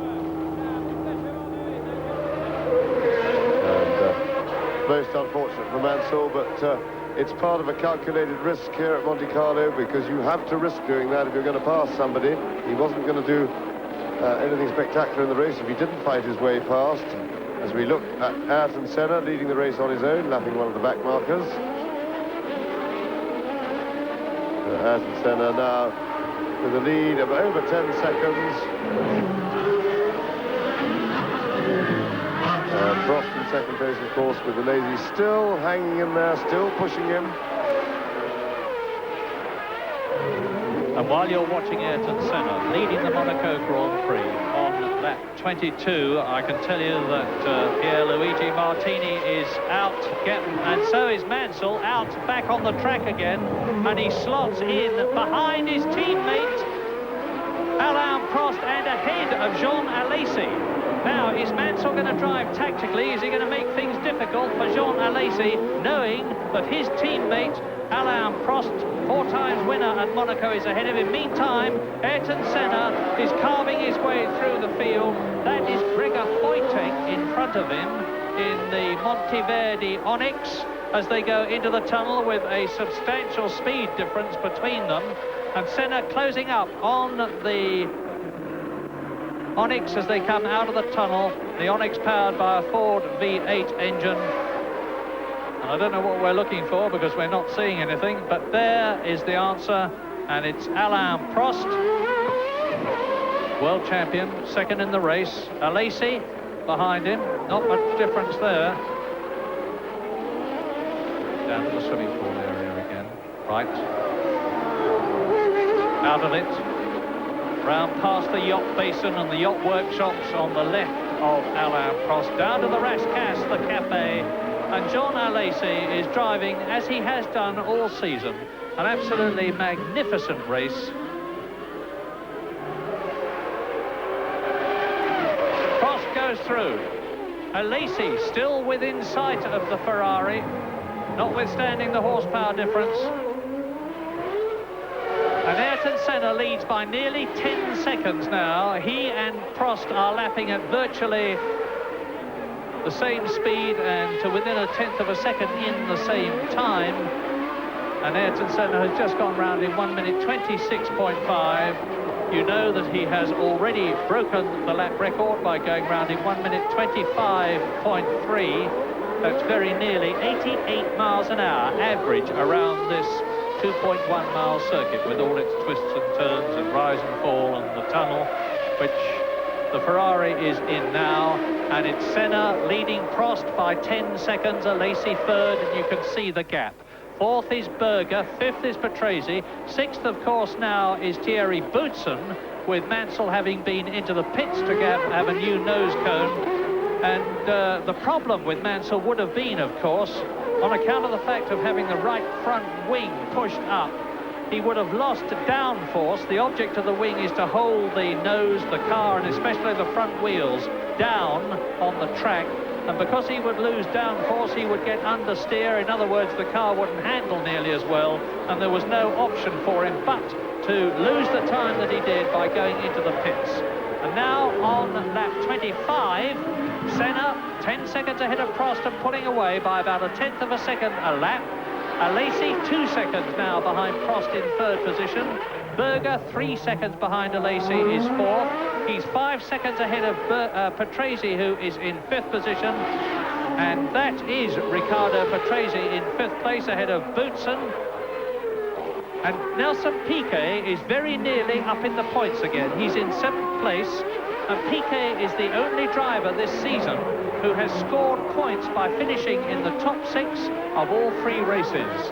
The first one at Phoenix, the second one at Brazil, the third one at San Marino, when the 3 times Brazilian world champion, finished respectively in 4th place at Phoenix, 5th at San Marino, 6th in Brazil.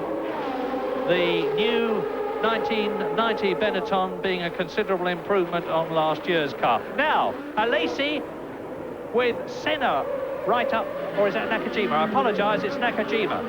Nakajima, the Japanese driver, in the second Tyrrell Ford, about to be lapped by Ayrton Senna, and Nakajima is in 12th place, so the Brazilian has lapped everybody up to 12th position. And this is where Senna is so good at getting through the traffic. Yes, we lost time on that previous lap with traffic. He's out on the slippery part. Nakajima being almost too kind there for his own good and letting Senna go around him, but all got through well, but it may well have cost him a place. And it looks to me as if Berger is in some physical trouble now, because Berger is now starting to drop back from Alesi, and it's not that Alesi speeded up, it is that Berger has slowed down. Both Alesi and Prost still lapping very much the same sort of times that they've been doing for the last 10 laps or so. And that, the most likely cause, it could be some mechanical problem for Berger, but my guess would be that driving a car for Senna, it's been very hastily and only a little bit modified. He's suffering acute discomfort, hence falling away in his from the group fighting for second place. We've had much greater reliability amongst the front runners than we often get at Monaco, because Senna leading all the way. Prost, Alesi and Berger have been absolutely together for virtually the whole race, and we're on lap 26 now. So the race isn't taking a toll of the front runners. It's still Patrese in 5th position ahead of Boutsen in 6th place. I don't count, of course, the race of having taken a toll in terms of mechanical reliability of Nigel Mansell's Ferrari, and that is it, because it wasn't a mechanical problem that caused Mansell to go into the pits. And a new lap record this time for Nigel Mansell. So Mansell goes under the 125 barrier, and there it is captioned up. Mansell, remember, of course, has got a fresh set of tyres on, which would help the speed of his car. They put that on while they were fitting the new nose. He was, when he emerged from the pits, he was a whole lap down on Senna. He is currently in 16th place, chasing Eric Bernard. So Mansell really got not too much to do, but he still could finish in the points. This is still a long, long way to go. We're only about a third of the way through the race, or just over a third, or about a third, so there's plenty to go. But Eric Bernard, you saw pull over there. Nigel Mansell passed him. He's now up to Satoru Nakajima, and in front of Satoru Nakajima is Gregor Wojtek, and Wojtek is in 13th position. So it's Wojtek 13th, Nakajima 14th, Mansell there in 15th place, and he's soon going to improve on that, and it looks to me as though Eric Bernard, there he is in the Lola Lamborghini in the background, is, I was going to say giving up, but he's back to racing speed again, so he obviously had some problem going round the Rascasse. So, out of Saint-Devote, up the hill, Mansell challenges Nakajima, Wojtek behind him, then Nakajima. So, here they go, Hotel de Paris. Out of Casino Square, Wojtek, Nakajima, Mansell, watch the Ferrari, the blue flag's waving, and that is to say to the driver in front, there is someone behind you who wants to pass, but he'll see that in his mirrors. And it's really crowded now, because it's Prost and Alesi, second and third, and they have lapped Wojtek and Nakajima and Mansell, but Mansell is closing up on the three in front of him. You don't need me to tell you that, you can see it. So let's watch. Out of the tunnel. Mansell. And Wojtek moves over and lets Mansell through. The Swiss, who was in Formula 3000, had that terrible crash with Johnny Herbert the year before last at Brands Hatch, was in a pretty dreadful couple of teams last year, and he's now in a much better one, and he's certainly showing much more style and quality than we have associated with him with in the past. And so there are the two Tyrrells absolutely together, but spaced out by a lap.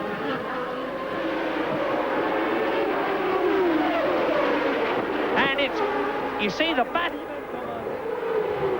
It's Nakajima. Now, there is Prost. And Mansell is past Nakajima. It's thoroughly confusing here with two Ferraris and two identical Tyrrells. But down to the Mirabeau, Alesi, Nakajima, Wojtek, that is Eric Bernard. Brownlow's. And the race order then on this, the 29th lap, and it's getting very interesting indeed as Mansell closes up again, is Ayrton Senna leading. The gap has come down between Senna and Prost from over 10 seconds to 7.6. There is Senna leading. Prost has closed up then, but that was probably because of traffic and he may well drop back again. Jean Alesi in the Tyrrell is still in third place. Berger is still fourth. Patrese and Boutsen are fifth and sixth. Piquet is seventh. De Cesaris is eighth.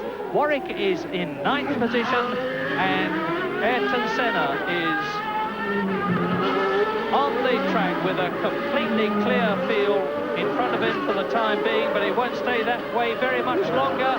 Prost and Mansell very close together on the circuit, separated by a full lap. Prost is now 8.9 seconds. There he is in second place behind Senna. And Mansell is past Nakajima.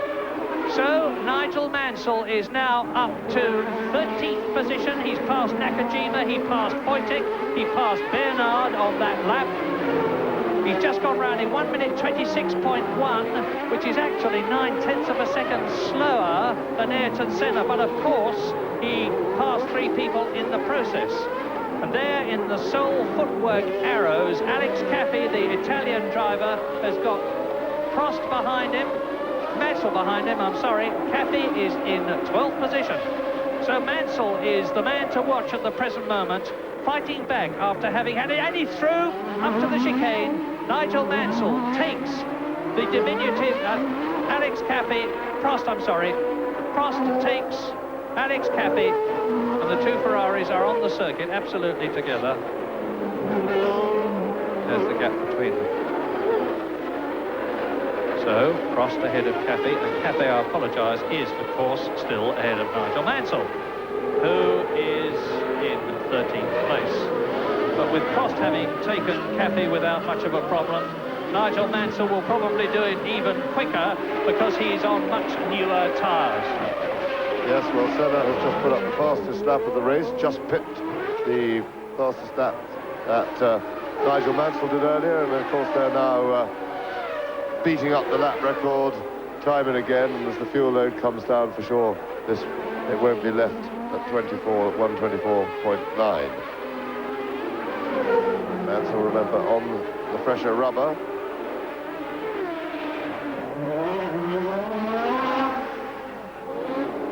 Lap 30, here is the order. Here are the gaps. Ayrton Senna, new lap record holder, 1 minute 24.9, which is 6/10 of a second faster than Alain Prost's 1989 lap record, is now 11.6 seconds ahead of Alain Prost, so it was traffic.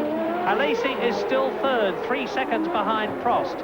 Berger is still fourth, 6 seconds behind Alesi. Patrese is 4 seconds in 5th position behind Berger. Boutsen is 9 seconds in 6th place behind Patrese. 7th is Piquet, almost in the points. 8th is De Cesaris. 9th is Derek Warwick in the Lotus. 10th is Philippe Alliot in the Ligier. 11th is Paolo Barilla in the Minardi. 12th is Capelli, and look at Boutsen. There is Boutsen, and behind him is Nelson Piquet. So, Nelson Piquet, the veteran, 3 times world champion, number 20 in the green and red Benetton. 3 times a point scorer this season, and there is Alain Prost in the pits. Now, it looks to me from the relaxed attitude as though his race is over. Indeed it is. Alain Prost is out of 2nd position. I don't know what the problem is. Hopefully we'll be able to tell you. But Ferrari look as though they have shot their bolt. with 4 times Monaco Grand Prix winner Alain Prost out. That means to say that now Alesi is up into second place, 17.5 seconds behind Ayrton Senna, who can really now, metaphorically speaking, and you watch him, coast home to his 3rd Monaco Grand Prix victory in 4 years. But Berger now will be aiming for that second place to make it a 1st and a 2nd for McLaren. Patrese is up to 4th, Boutsen is up to 5th. Piquet is now in the points again, as he was at Phoenix and Brazil and San Marino. He is in 6th position. De Cesaris is 7th, Warwick is 8th. Senna has lapped everybody up to the 9th position man, and in 10th position it is Philippe Alliot. So Ayrton Senna has once again, as he has so very often been in the past, proved himself to be the class of the field, the thinking man's Grand Prix driver who devotes his whole being and existence to doing well in Grand Prix racing, and how he succeeds. That was a very interesting shot of Ayrton Senna there, because he was only using half the road coming out of the Casino Square. And with a comfortable lead of just on 19 seconds, he can well afford to do. And what he appeared to be doing there was avoiding the big bumps that are over on the when you use the full racing line out of Casino Square. There's a couple of big bumps, but by going only as far as the middle of the road, he avoided that, and that, I'm sure, is a technique to save the car from undue and unnecessary stress. So Senna undoubtedly driving well within himself, and there's the camera that looks at his head. We don't get much of an accurate impression of the expression on his face through that dark visor.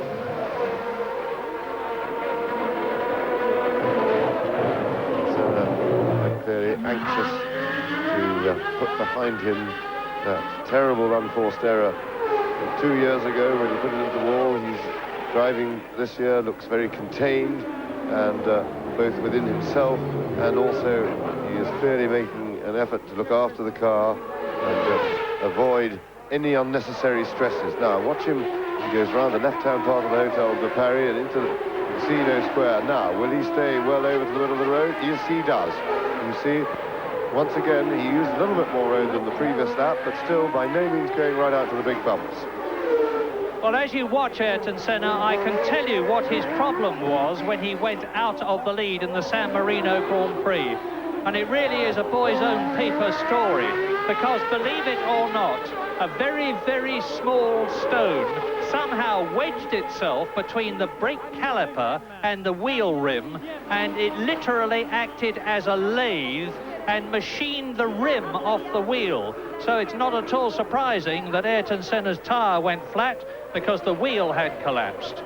And that's the sort of thing that can happen in Grand Prix racing that not even the most brilliant design can foresee. You're looking now at the Williams, or at the Ligier of, I've just taken, and coming, it's either Philippe Alliot or Larini, and he's about to be caught by Jean Alesi, who is now in second position, and that is Piquet off the circuit, and that's tragic for him, because he was right up to Thierry Boutsen. He spun at Lowe's just as he did last year. Now, last year, he was trying to be taken, and there he is, Piquet going through, and he was trying at this point last year to avoid De Cesaris, and he didn't. Looked like there was damage to the car now, because the right front wing is missing, and that right front wheel we saw locked. Now that means the suspension is probably a bit bent, so because the wheel was off the ground as he braked then.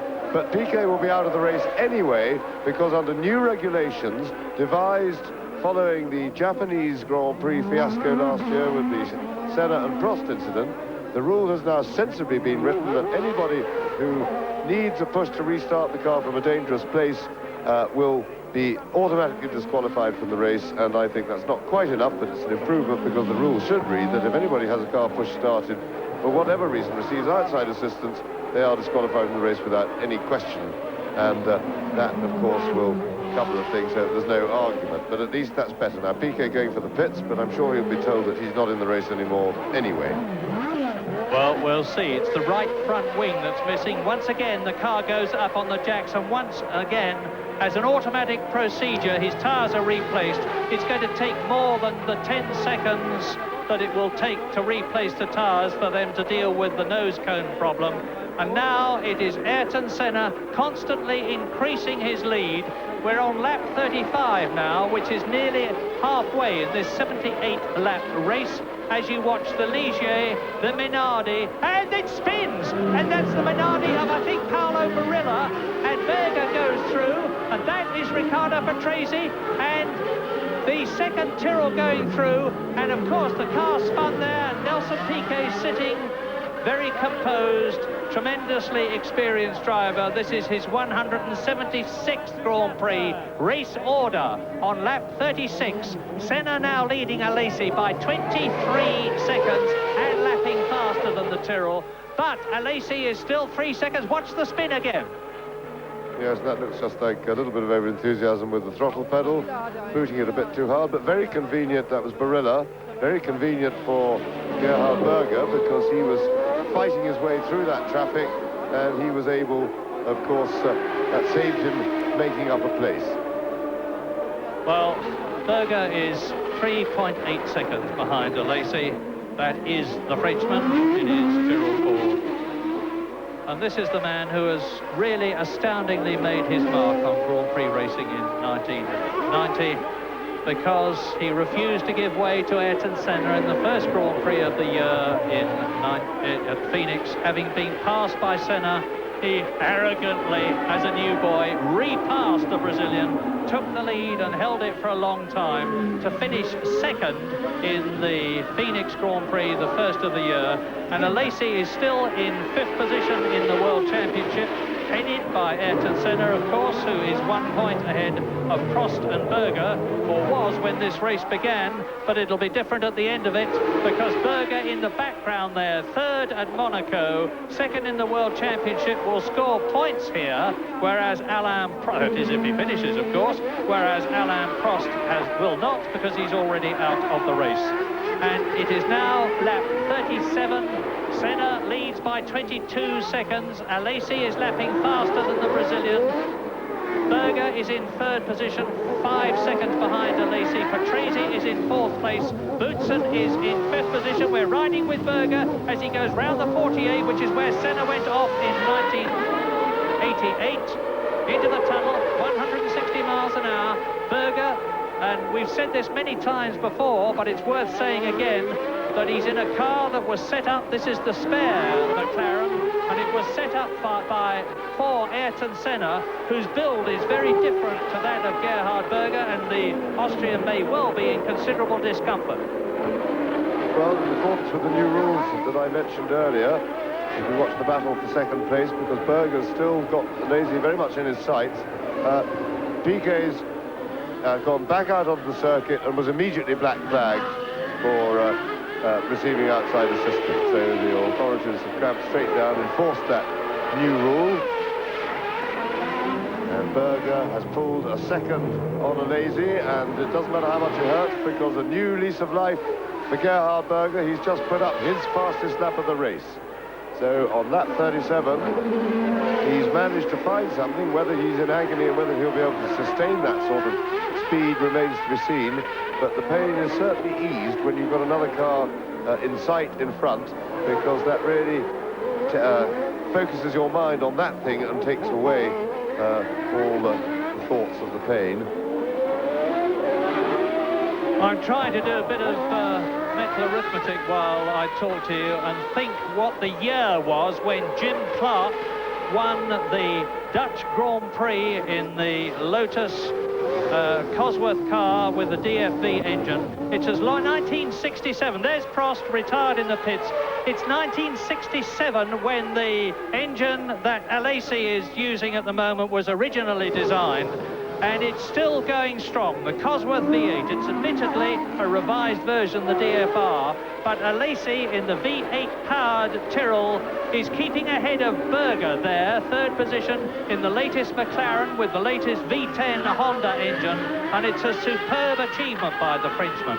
Is he going to be able to stay there for the rest of the race? Well, he's 20, and that is Nakajima, that is not Alesi. Nakajima, and he spin turns the Tyrrell by giving it a welly of full power. He's in the swimming pool section. And the race order now, lap 39, 78 lap race as you watch Thierry Boutsen, Senna leading Alesi by 22 seconds, and Nakajima is staggering into the pits in his Tyrrell Ford. Alesi is 4 seconds ahead of Berger, who is 14 seconds ahead of fourth place Patrese, as the Japanese driver Satoru Nakajima tours into the pits. We'll see what the problem is, hopefully. Boutsen is 17 seconds in fifth place behind Riccardo Patrese.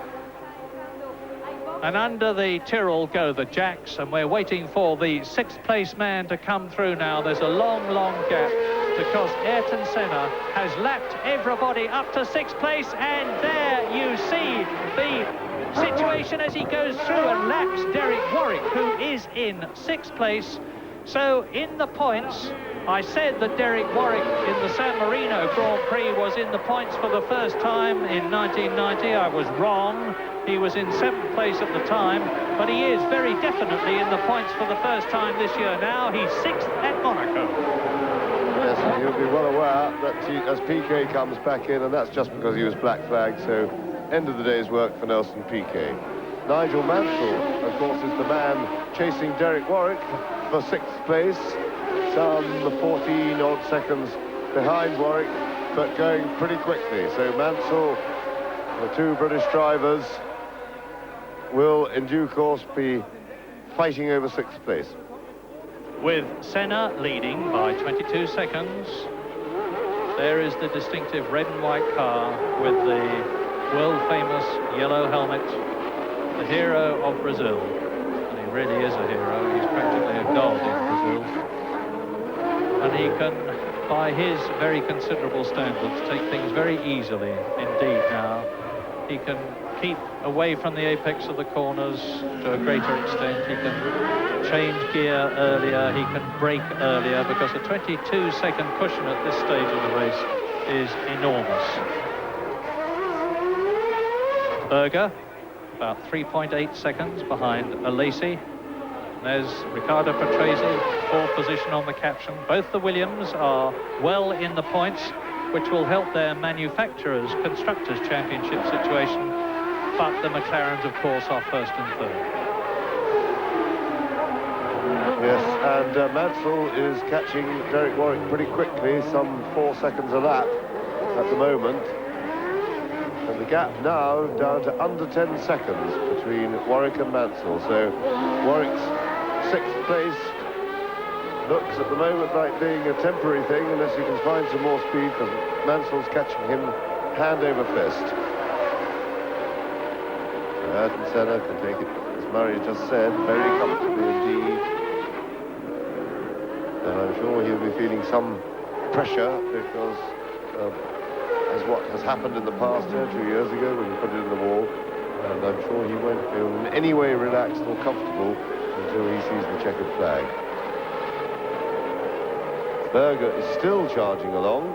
He's putting in a tremendous succession of really quick laps, and although he's chipping away at Alesi's lead over him in second place, he's not making a lot of progress. Alesi is responding, and a real fight is developing there in the middle of the race with those two. And the gap is just over 3 seconds as they went past last time. They're due at any moment, and I'll give you that gap as they cross the line. Alesi goes through, and Berger is still chipping away. It was 3.3 seconds last lap. Chips another 0.2 off. 3.1, just over the 3 seconds.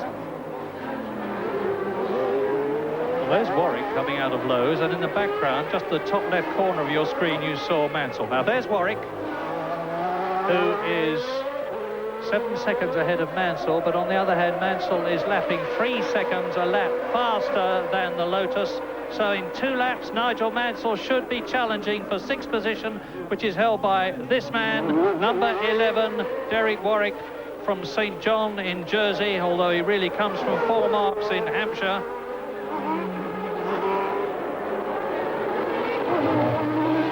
And Lamborghini engine has been going extremely well. It's only the first season that Lotus have used the V12, compared with the second season for the Lola Lamborghini team of Gerard Larousse, and the Lotuses have been going consistently better all this season.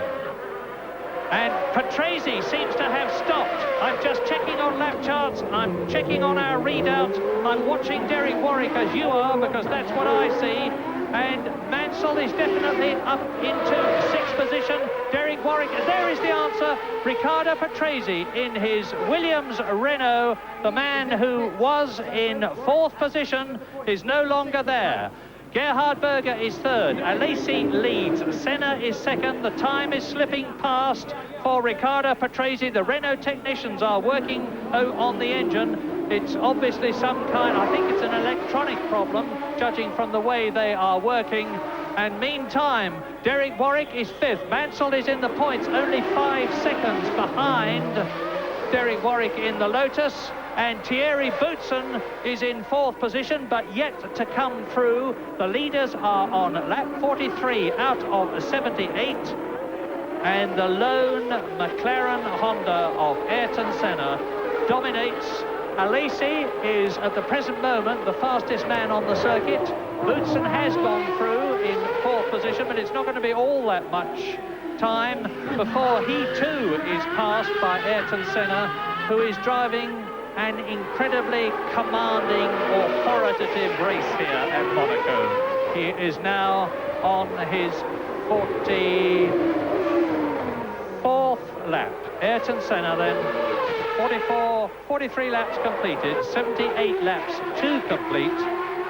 And the McLaren, as ever, with all their experience in terms of building race-winning cars and championship-winning cars, behind the Brazilian, the car is really reliable and consistent.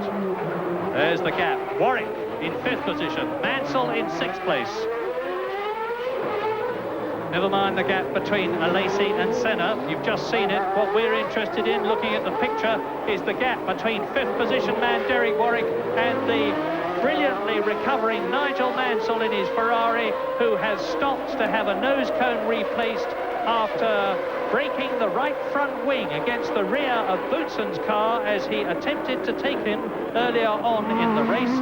And very soon, Mansell in the semi-automatic gearbox V12 Ferrari is going to take the V12 Lamborghini-powered Lotus of Derek Warwick swimming pool down to the Rascats. Mansell will be looking, his first opportunity will probably be into Saint-Devote on the pit straight, if he can get onto the pit straight. Well, in the meantime, Patrese has just gone out of the pits, and really he will have lost too much time in the pits to have a serious chance. And Mansell ducking out alongside the Lotus Lamborghini, but failed to find a way round. He had a look at both sides, in fact. Went to the left first, then went to the right.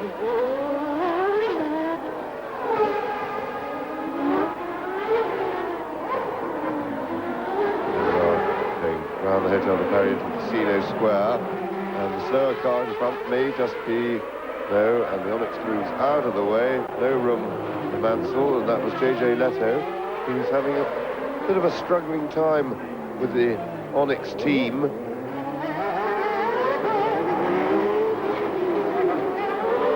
Now Mansell, one of the places he's favoured for passing has been into the chicane, but he may be a bit more circumspect now because that cost him the pit stop, when he damaged the front wing.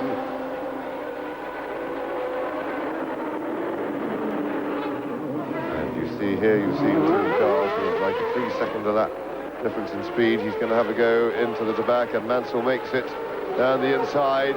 He had a look there the last lap, decided that there was room, and so Mansell moves up into 6th place and onto the leaderboard for points.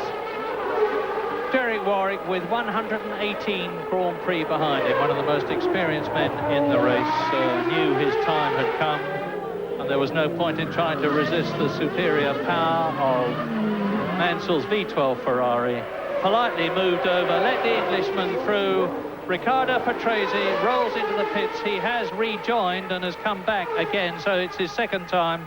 Whatever the problem was, and they may have thought they had fixed, they clearly hadn't. and now we are on lap 46. Senna leads Alesi by 20.5 seconds.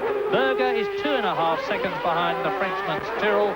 Boutsen is fourth, almost lapped by Senna.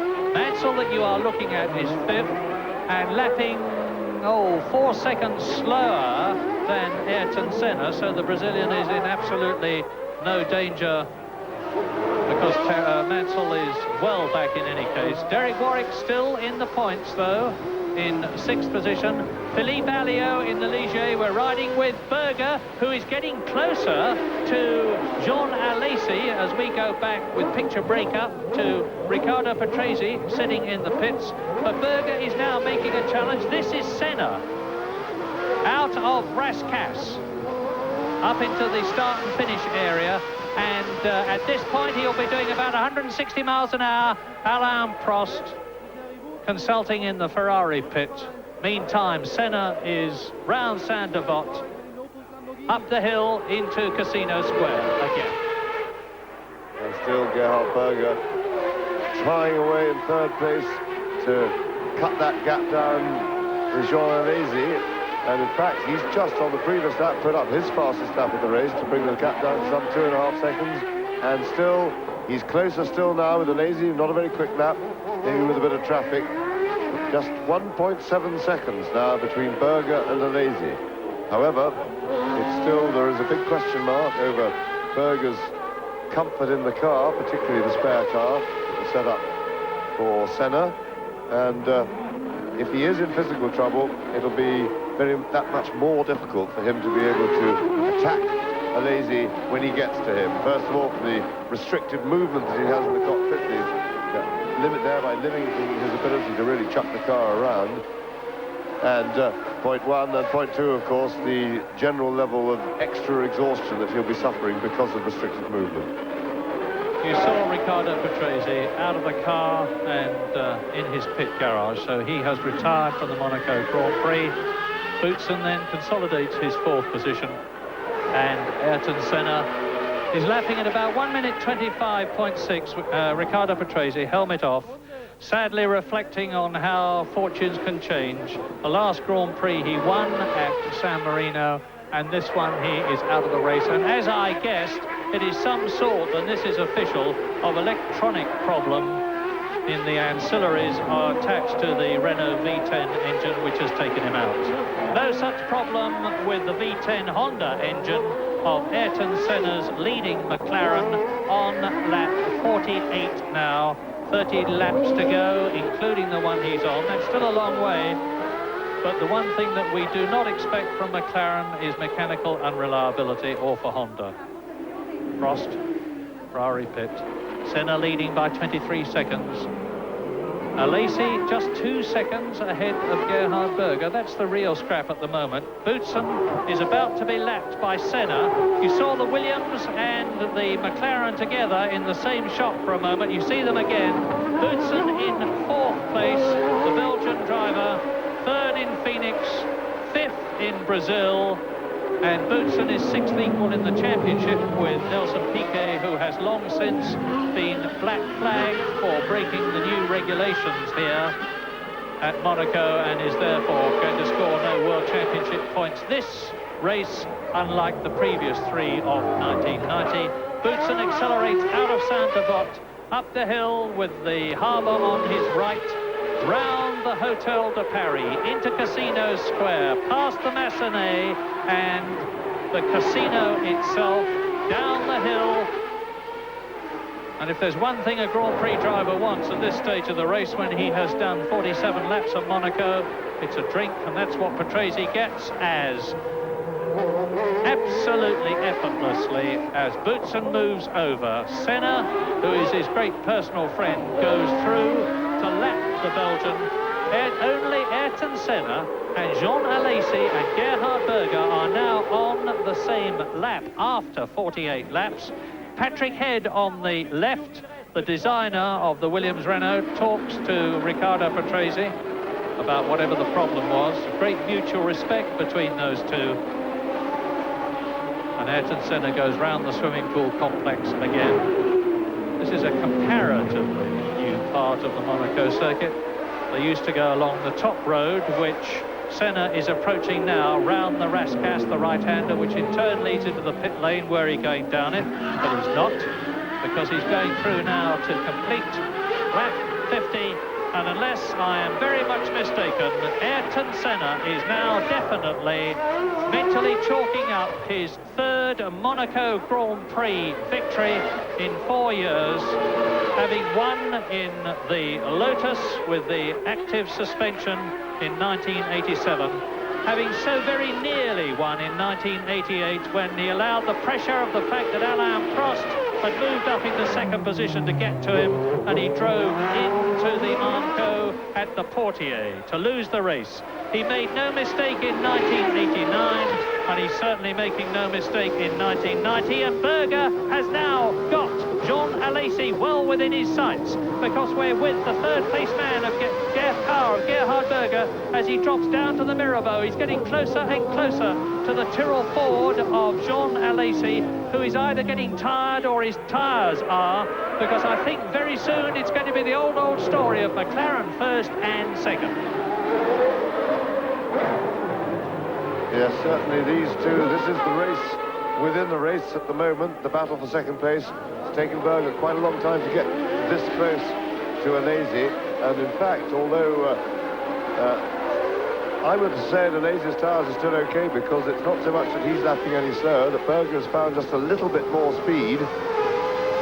Really the problem, the question is whether Berger is in good enough physical shape to sustain this attack, because this is where it becomes even more physically exhausting than just driving on your own, is when you're very close to another car, much higher level of concentration with reduced visibility, the buffeting you get from the air,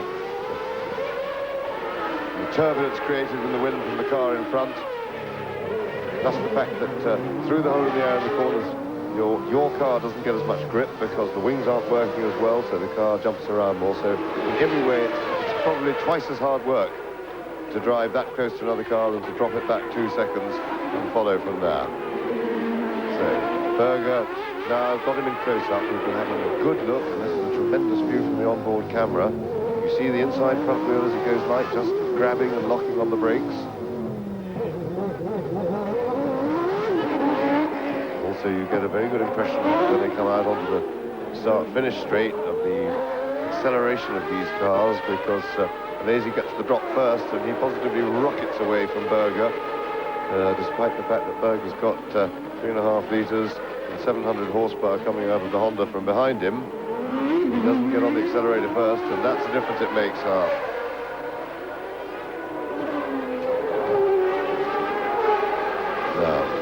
you want to see from Berger's car as they go onto the start-finish straight. We had a good view of that on the previous lap.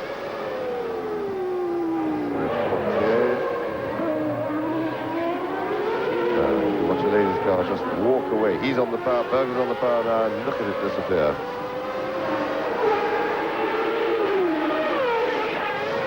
So these two are locked in combat. Unfortunately for us at the moment, for the purity of the race, they've been several laps without being molested by slower cars that they've had to lap.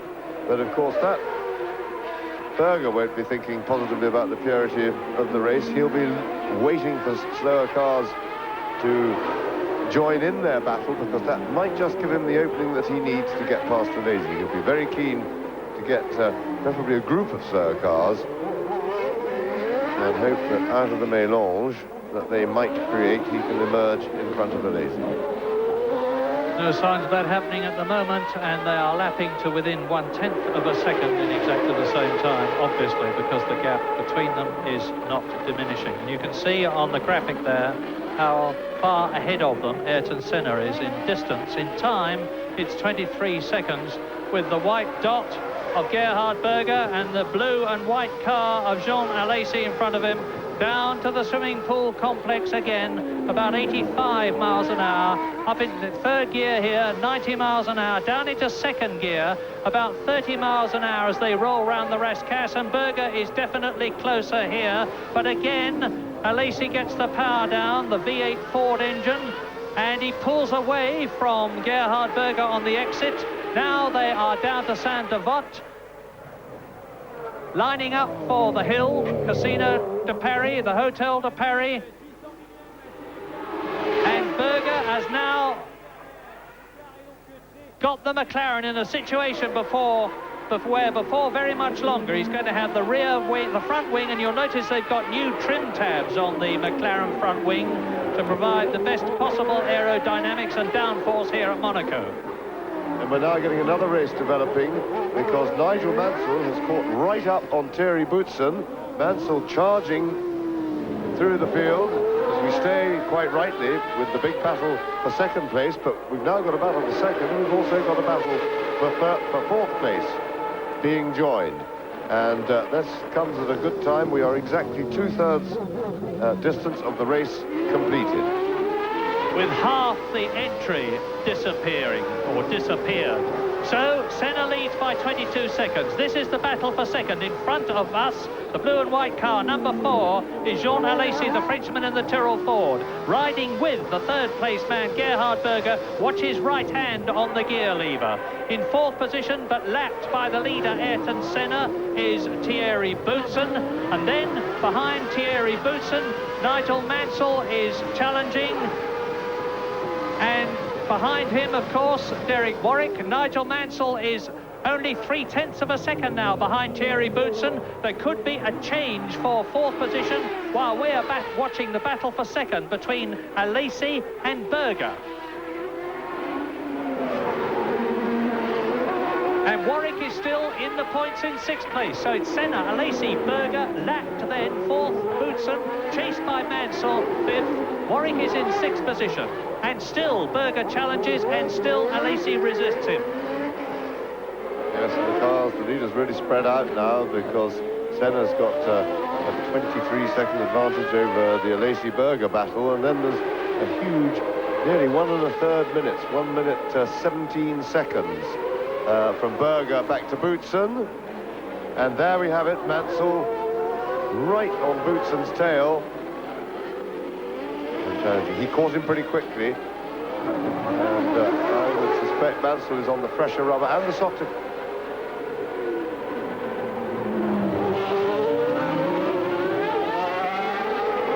I'd be very surprised if Mansell can get past Boutsen on the start-finish straight into Saint-Devote, because the Renault engine is certainly an extremely good one.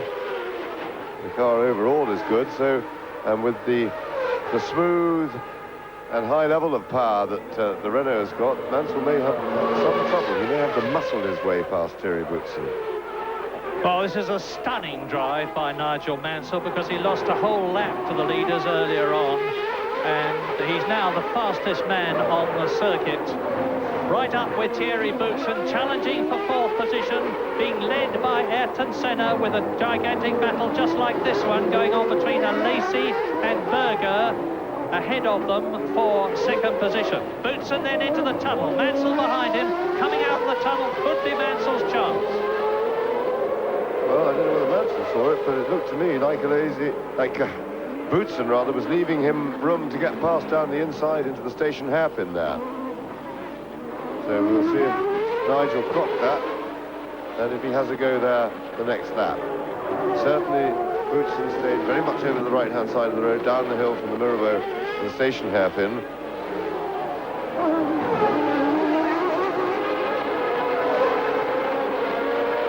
This demonstrates very well the problems that Monte Carlo presents. You see Mansell climbing all over the back of Boutsen's car, but then Boutsen, they go onto the straight, Boutsen gets onto the power first, and that little split second sooner that he can get onto the throttle is all he needs to give him the break on Mansell to get him to the next corner. Lap 56. White flag being waved, that means there's a slower car or a course car. Well, there is the slower car. It's one of the Onyxes, I think, arm raised, putting into retire. Yeah, I think it was Gregor Foytek. There was a terrific battle going on between Foytek, Bernard and Barilla, and Foytek seems to have thrown in the sponge there. Something's gone wrong with the car, nothing wrong with Mansell's car. What a pity that he had that problem with the wing. And he's right up now with Thierry Boutsen, with Senna some 21 seconds ahead of the battle between Alesi and Berger. Through the tunnel again. Is this going to be Nigel? This is where Boutsen left him some room on the previous lap, and he's done it again. And Nigel Mansell goes through this time and up into 4th position, passing the Williams Honda. And behind them, you see the battle between Alesi and Berger for 2nd and 3rd. So, and now Alesi is challenging. He's going to lap Thierry Boutsen. He does so. Alesi, who is 2nd, goes past Boutsen, who is between Alesi and the McLaren. So it's Mansell, Alesi.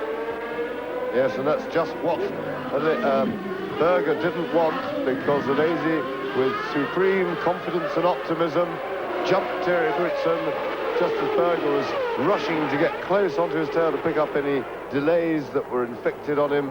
And Alesi saw the situation, grabbed a small opening and took it beautifully. But he's still got Mansell ahead of him. He may struggle to catch, let alone pass Mansell, because now that Mansell's got past Boutsen, he's going to be quicker.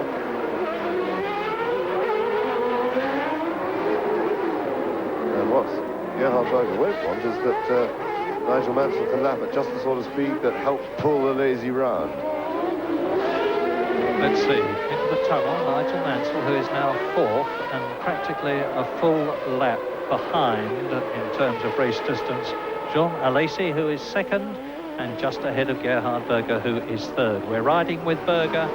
This is the new chicane. We're coming down to the back now. Alesi in front. Mansell is still in 4th position, ahead of the battle for 2nd. Mansell in the Ferrari. There's Alesi, behind him Berger. Alesi is proving again to be a hero of a Grand Prix, just as he was at Phoenix, so is he here at Monaco. And Senna has gone round again, a new lap record, 1 minute 24.8, compared with the previous lap record which applied at the beginning of this race. Alain Prost in the McLaren, 125.5, and Berger is definitely inching up now. He's almost in a passing position. You can see the gearbox through the camera of Gerhard Berger's McLaren, of Alesi's Tyrrell, but not for much longer. It pulls away a bit. Mansell is staying well ahead of the battle now between Alesi 2nd, Berger 3rd. Into the Mirabeau, down round Lowe's hairpin, into the Portier, which is a 2nd gear corner. Yes, and Mansell is pulling away a little bit, and Alesi should be using that as something to pull him along.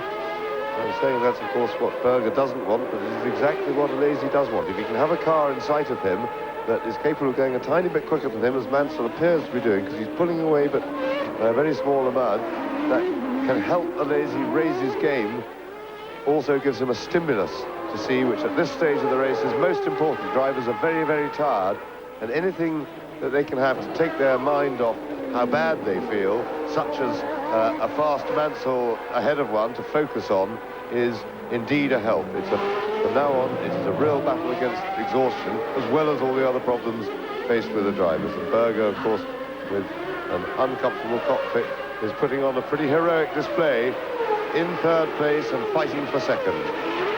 And Ayrton Senna is making sure that, unlike 1988, his concentration doesn't drop by lapping at lap record speed. He's now 25 seconds ahead of Alesi and Berger that you're looking at, 2nd and 3rd. Nigel Mansell is actually the 2nd fastest man on the circuit.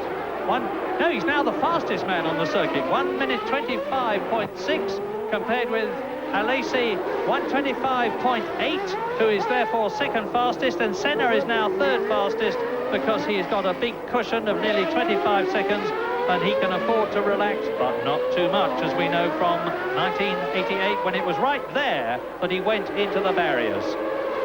But Berger is pushing, and Alesi is resisting, and Mansell is still 4th. Boutsen is 5th. Derek Warwick is still in the points in 6th position, as 2nd and 3rd come down into the Tabac. Alex Caffey in the Arrows is in 7th position.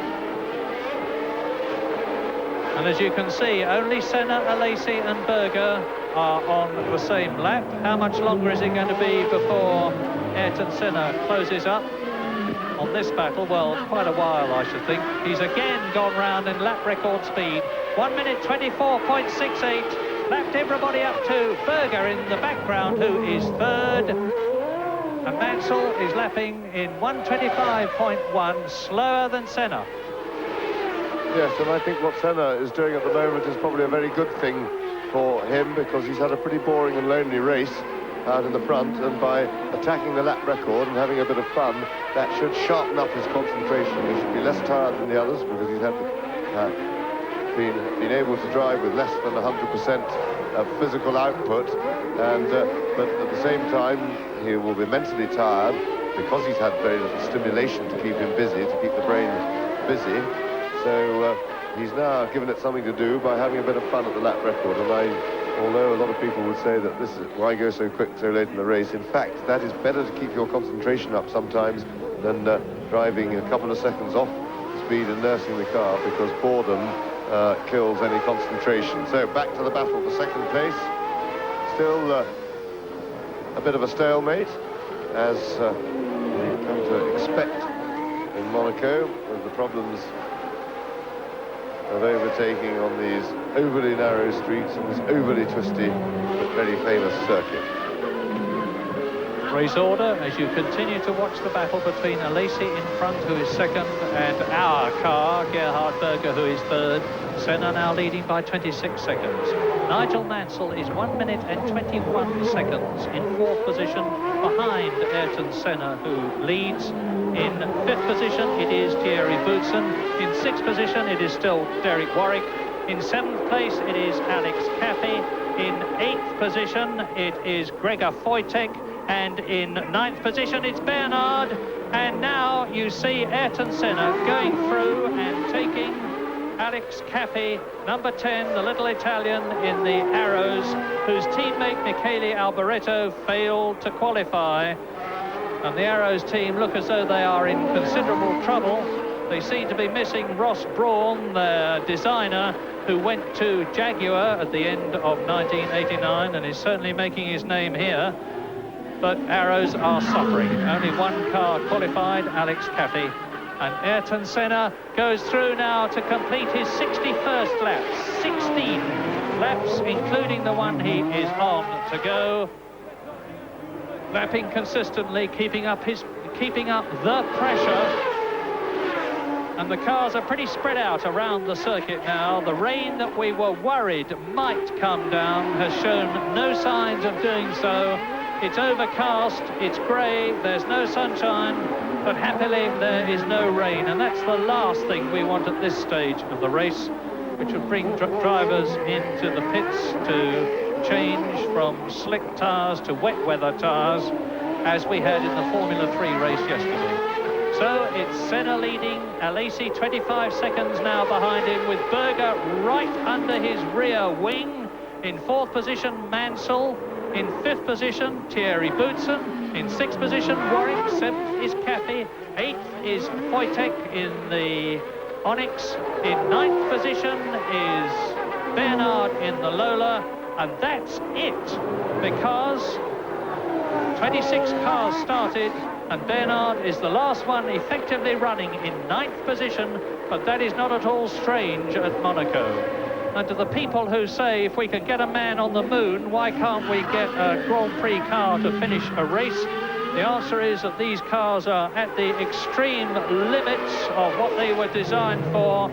And it's not only the cars that give problems on a circuit like this, as you can see from the way Gerhard Berger is having to drive, never mind to keep Alesi in sight, never mind to get past him.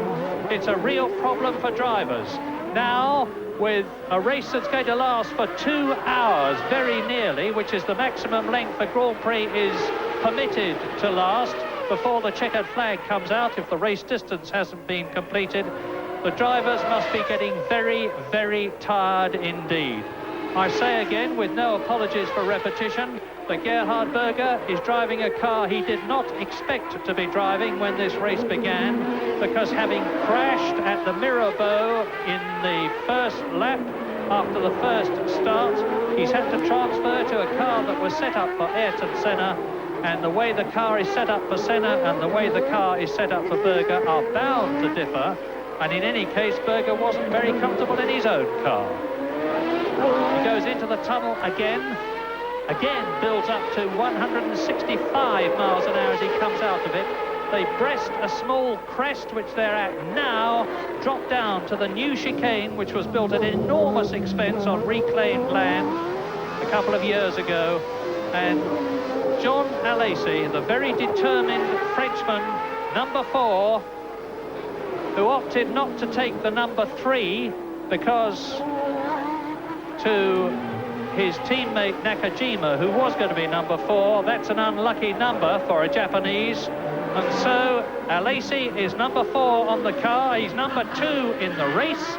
He is on his 64th lap now. And he's in only his 12th Grand Prix. And John Alesi seems to have stabilised the gap between himself and Gerhard Berger. He's actually just lapped 0.8 of a second faster than the Austrian in the McLaren Honda, and there he is. Senna leading by 22.5 seconds.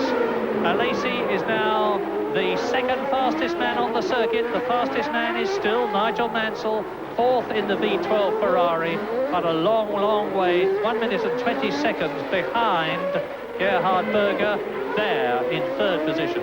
Mansell is now nearly 30 seconds ahead of Thierry Boutsen, who is in 5th position.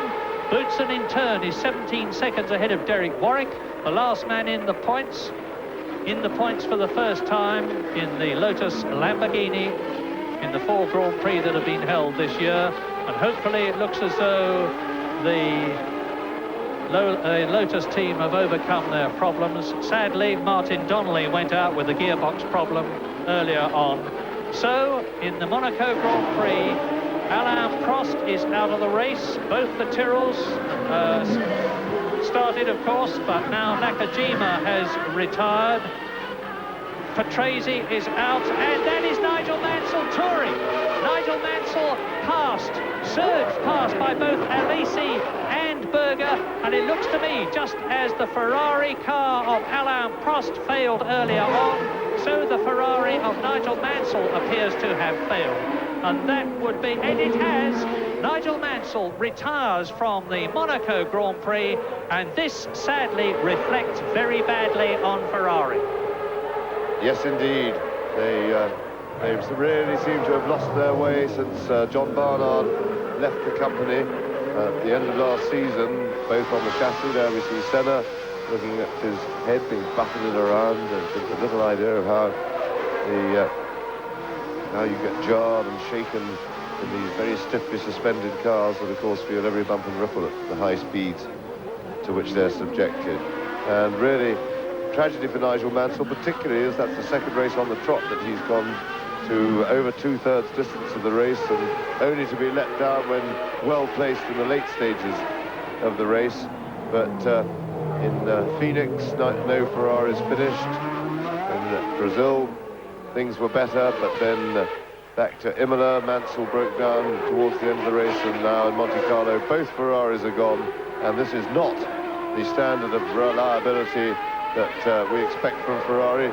From the mid-70s through to the mid-80s, they were the marker team for reliability. That's the one thing that they were always good on. Their chassis weren't necessarily good, but their reliability was tremendous, and their engines were tremendous. And now, really, it seems that they got the chassis right last year with Barnard present. They've lost their way this year, and they seem to be losing their way on everything at the moment. Yes, let's try and run through the retirements. Both Alain Prost and Nigel Mansell out as you watch the seemingly victorious Ayrton Senna on his way to his 3rd Monaco Grand Prix victory. Satoru Nakajima out of the race. Riccardo Patrese is out. Both David Brabham and Modena are out. Warwick is in, but Donnelly is out. Capelli is out on the Monaco Grand Prix. Both Nannini and Piquet have long since disappeared, as have Pirro and De Cesaris and Martini. Larini is out, but his teammate Alio is now out as well. Both the McLarens, of course, are running significantly, and not surprisingly in 1st and 3rd position. because, as I have said several times already, the one thing that one does not associate McLaren with is unreliability. Aguri Suzuki in the Lola is out, and JJ Leto in the Monteverde Onyx is out. In fact, it's now Senna leading on lap 66 out of 78. Alesi still second, still staving off the determined efforts as Ayrton Senna goes into the tunnel, a brightly lit tunnel this year, and out of it at 165 miles an hour. Alesi still staving off, and in fact pulling away slightly as Nigel Mansell walks in, wearily waves sadly to the crowd. He's almost back to the pit, and Nigel, who said earlier this year that he was going to drive for reliability and points finishes in 1990, must be wondering whether his career at Ferrari is going to go on very much longer. Mansell was fourth in Brazil, he retired at Phoenix, he retired at the San Marino Grand Prix at Imola, he's now retired at Monaco, so he's only had one finish in 4 races. This is slightly wind-up time for the drivers and their teams, because although this is only the 4th Grand Prix of the year, already we're hearing rumours about who is going where in 1990. There have been rumours that Mansell might return to Williams to drive with the Renault V10 engine behind him and therefore leave Ferrari, just as there have been rumours that Ayrton Senna, that you're looking at, might be going to Ferrari. There have also been rumours that Senna is putting about rumours that he's going to leave in order to increase his asking price for 1991. And as his asking price is already something like £6 million a year, if he got more than that, he would be an even wealthier man than he is now. And I should think he's already worth the gross national product of the whole of Brazil. So Ayrton Senna leading on lap 67. I hesitate to use my phrase, nothing can stop him now, because in it something just might, but it seems very unlikely. He's in a beautiful rhythm, he's driving well within himself. If anything was going to have gone wrong with the car, it would surely have gone wrong by now. His tyres will be in quite adequate condition.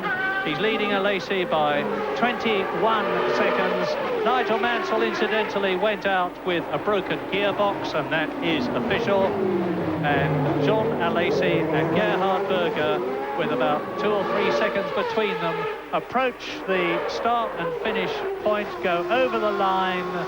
Now, in fact, Berger is dropping back. Alesi is building up a gap between himself and Berger, a slightly increasing gap. He's down now, Alesi, to under 20 seconds behind Ayrton Senna, the race leader that you see going round Lowe's corner. Alesi is nearly 2.5 seconds ahead of Gerhard Berger in 3rd position. Of course, now up to 4th position, back to 4th position will come Thierry Boutsen, up to 5th position, by far his highest position this year, Derek Warwick, and lapped but in the points, good news for Arrows, Alex Caffey, the Italian, and that's Derek Warwick. Derek Warwick has spun and stalled. He's not going to be able to restart the car. This is yes, he is. And he's got to spin it right the way round again. He nearly collected the McLaren there. He's obviously got the engine running, and that was the McLaren of Ayrton Senna that he nearly collected. Well, Warwick's going to spin the car around. I wonder if I think he's waiting for the marshals to give him the go so that he can safely... And meantime, things are happening all around the circuit because they're coming round the swimming pool absolutely full chat and blind and not able to see Derek Warwick. There are yellow flags waving, and we are now on the 70th lap. He must not go the wrong way round the circuit. And unless he can spin himself stationary around 360 degrees, I don't see how he can avoid doing that. If he does go the wrong way, he's going to be excluded. And knowing Derek Warwick, who is very quick thinking and very experienced, he will have realised that, and he will realise that he's got to give that Lamborghini engine a boot full of power and spin it round in the car's length. Meantime, lap 70. Senna is leading by a decreasing margin, 17.5 seconds. I have no doubt, well, very little doubt, I have no doubt that Ayrton Senna is pacing himself rather than in trouble. But Alesi is lapping now 2 seconds faster as number 11, the Lotus Lamborghini of Derek Warwick, is craned off. He's out of the race. Caffey is now 5th and Wojtek is up into 6th in the Onyx. First time points. Well, gesticulation there from Senna as he went by. That, I think, was to get the circuit cleared. And he certainly was trying to tell the marshals something. But in the meantime, Berger, who has been hanging in all the time with the Lazy, they've been battling away over that second place. They came on some traffic. The gap was just over 2 seconds for some time, and Berger struggling to stay, to hold it, but keeping that. And now, with a bit of traffic, that's helped him get that little bit closer.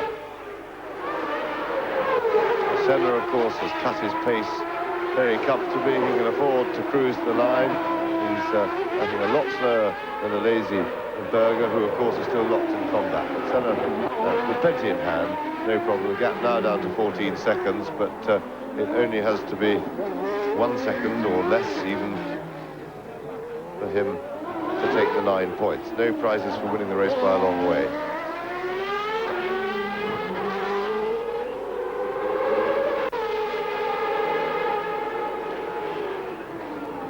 Following Senna, but behind is the battle that matters and the battle that's interesting, Alesi and Berger.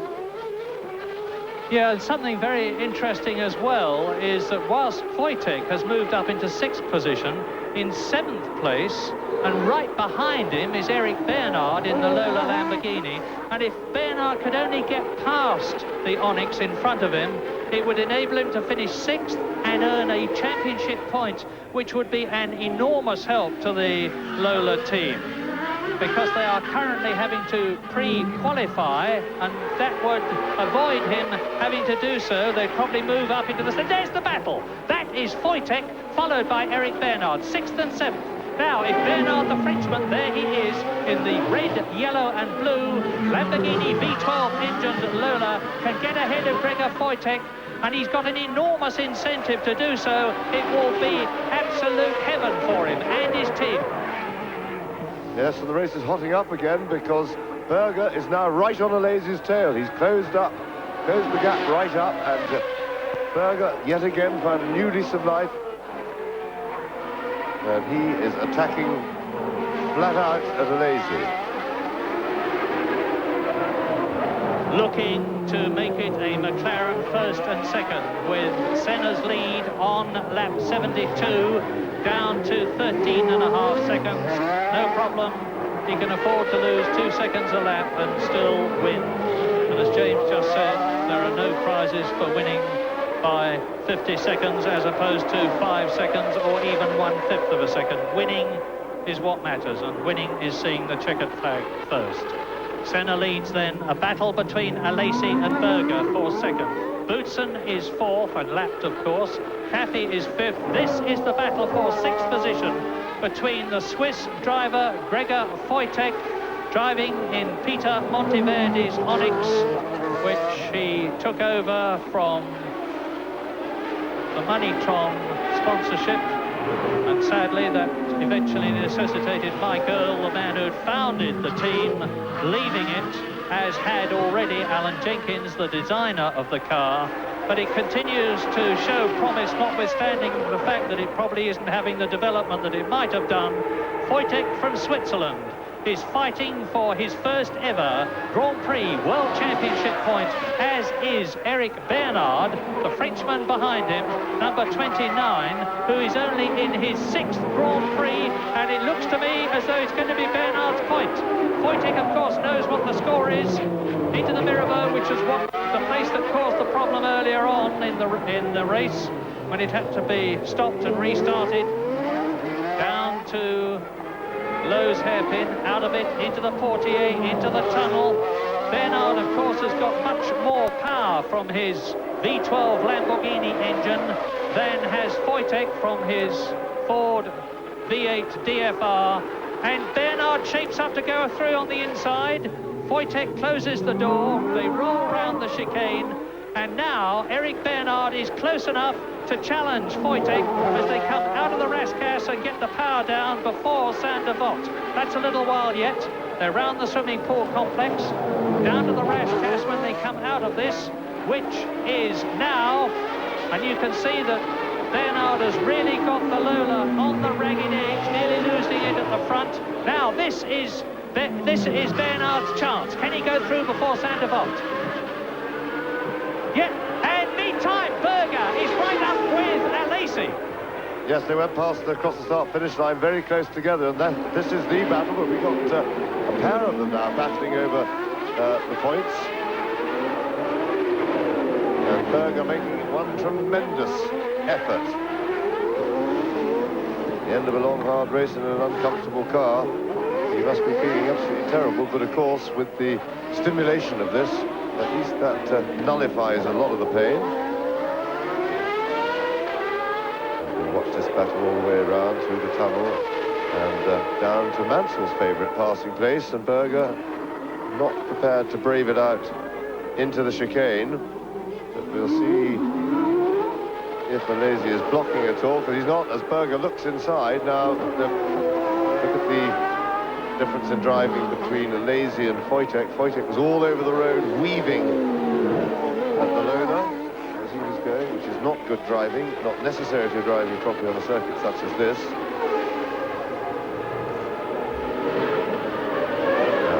Last time over the start-finish line, Berger was challenging Alesi, not this time, and not close enough to challenge into Sander Vogt.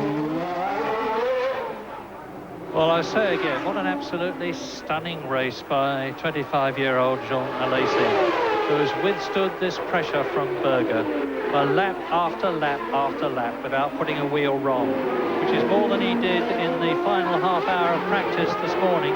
He went off and smashed the left rear suspension of the same car that he is in now. Race order, incidentally, it's Senna is now only 11 seconds ahead of this battle, but he is on his 75th lap, so he's just playing it very coolly indeed.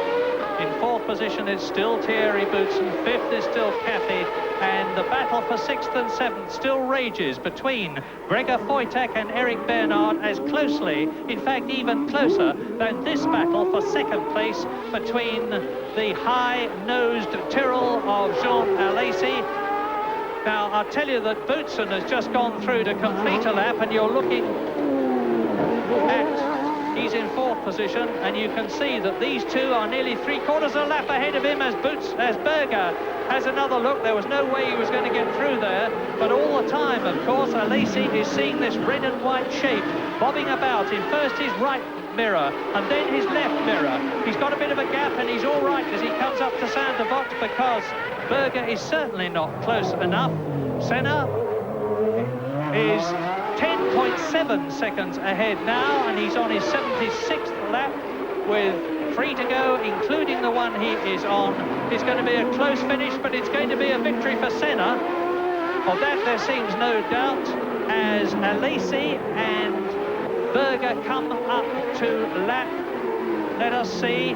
As it's Cathy in the arrows, who is in fifth position, and Bernard is in sixth position. Eric Bernard has got ahead of Gregor Wojtek up into sixth position and up into the points, and the two cars touched each other at the Jet-a-Port as they went through, but it's Bernard in the points for the first time in his short Grand Prix career, and Gerard Larousse of Lola will be biting his lip with worry, because he desperately needs that point to avoid pre-qualification in the second half of the championship series after Britain, and Alesi has still got Cathy in front of him, and this could help Berger. Yes, Berger dropped back a little bit. He needs to be right on his tail to take advantage of any problems that Cathy can cause to Alesi. Now, Berger needed to be a bit closer. In the meantime, I think the resolution of the battle between Bernard and at least Cathy allows both cars to go through, so they get through cleanly, but nothing has changed. And the battle with Bernard and Wojtek, I think, was resolved in a fair way. I didn't like the way that Wojtek was weaving all over the road at all, because he was making it impossible, difficult enough to pass anyway, without the driver in front being dangerous. And I think that what happened, the cars collided as he weaved, and fortunately for Bernhard, he stayed on the road, and Wojtek now seems to have disappeared off the leaderboard. So I think that must have put him out of the race. We didn't actually see it. Well, my goodness, we're seeing this. This is lap 77 for race leader Ayrton Senna. He's about to come through and start his last and victorious lap of the 1990 Monaco Grand Prix to make it 3 wins in 4 years. The first one in the Lotus, the second one in the McLaren, and the third one in the McLaren. He's still got this lap to do, admittedly, and you can't count chickens before they're hatched, but it would seem that the beak of the Ayrton Senna chicken is pushing its way through the shell now as he starts his last lap. But the gap is down to only 7.8 seconds. Surely there is nothing wrong with Senna, because Alesi and Berger are gaining hand on. Look at this! This is Senna, and within sight of him are Alesi and Berger, first, second and third in the same shot. Now surely Senna is not playing it so cool that he's going to allow them to close right. My goodness, this is unbelievable, because Alesi has just gone round 4 seconds faster than Ayrton Senna. This is the last lap of the Monaco Grand Prix, and it seems that Senna may be in trouble. He's entering the tunnel for the last time. I don't think he can be in trouble, but you can see how close a finish it's going to be. And if Senna is in fact just spinning it out to enthrall people, my goodness, he is succeeding, because Senna leads at the last chicane. He's got to go round the back, and Berger is challenging Alesi. We haven't had a finish like this for a long, long time. First, second and third in the same picture on the last lap as Ayrton Senna comes out of the swimming pool complex. Is he in trouble? Surely not. This is the last corner of the last lap, and Ayrton Senna is, I hesitate to use the word arrogantly, but brilliantly, and Berger loses it almost. And the Monaco Grand Prix finishes with victory for Ayrton Senna, second Jean Alesi, and in third position Gerhard Berger. What an absolutely sensational finish. And the gap between the three of them was 2 seconds. 2 seconds covers the first 3 home in the 1990 Monaco Grand Prix.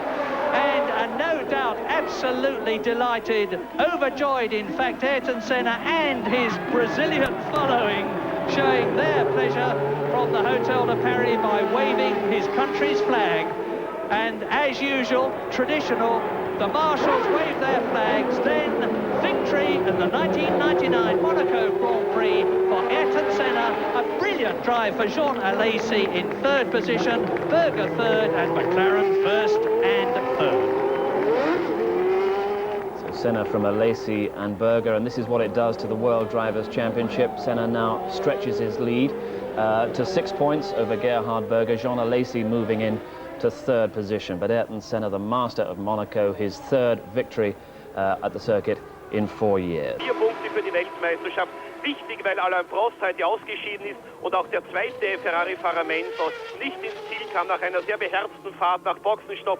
17. dann aufgeholt, wieder vorgekommen bis auf den 4. Platz und dann endgültig ausgeschieden. Auch Riccardo Patrese nicht im Ziel, damit also die ersten 6. Erster Ayrton Senna, zweiter Jean Alesi, dritter Gerhard Berger, vierter Thierry Boutsen, 2,5 Minuten hinter Gerhard Berger. 5. ist der junge Alex Caffi und das Duell um den 6. Platz hat Eric Bernard, der junge Franzose auf Lola, gegen den Austro-Schweizer Gregor Wojtek in der letzten Runde gewonnen. Bis dahin lag Wojtek bei seinem ersten Grand Prix in Monte Carlo an der hervorragenden 6. Stelle. In der Weltmeisterschaft Ayrton Senna, der heute früh einen Vorsprung von nur 1 Punkt auf Prost und Berger hatte, also jetzt 6 Punkte vor dem Österreicher. Senna ist erster, Berger ist zweiter, Alesi dritter und Prost ist Vierter. Der nächste Grand Prix in 2 Wochen in Montreal in Kanada. Und jetzt Begeisterung über die ersten 3. In einigen Augenblicken werden wir Ayrton Senna, Gerhard Berger und Jean Alesi in der Fürstenloge bei Renier, dem 3. sehen. Weltmeisterschaft Senna 22, Berger 16, Alesi 13, Prost 12. Das sind die ersten 4 und dann kommen die Piloten von Williams, Renault, Patrese und Buzzi.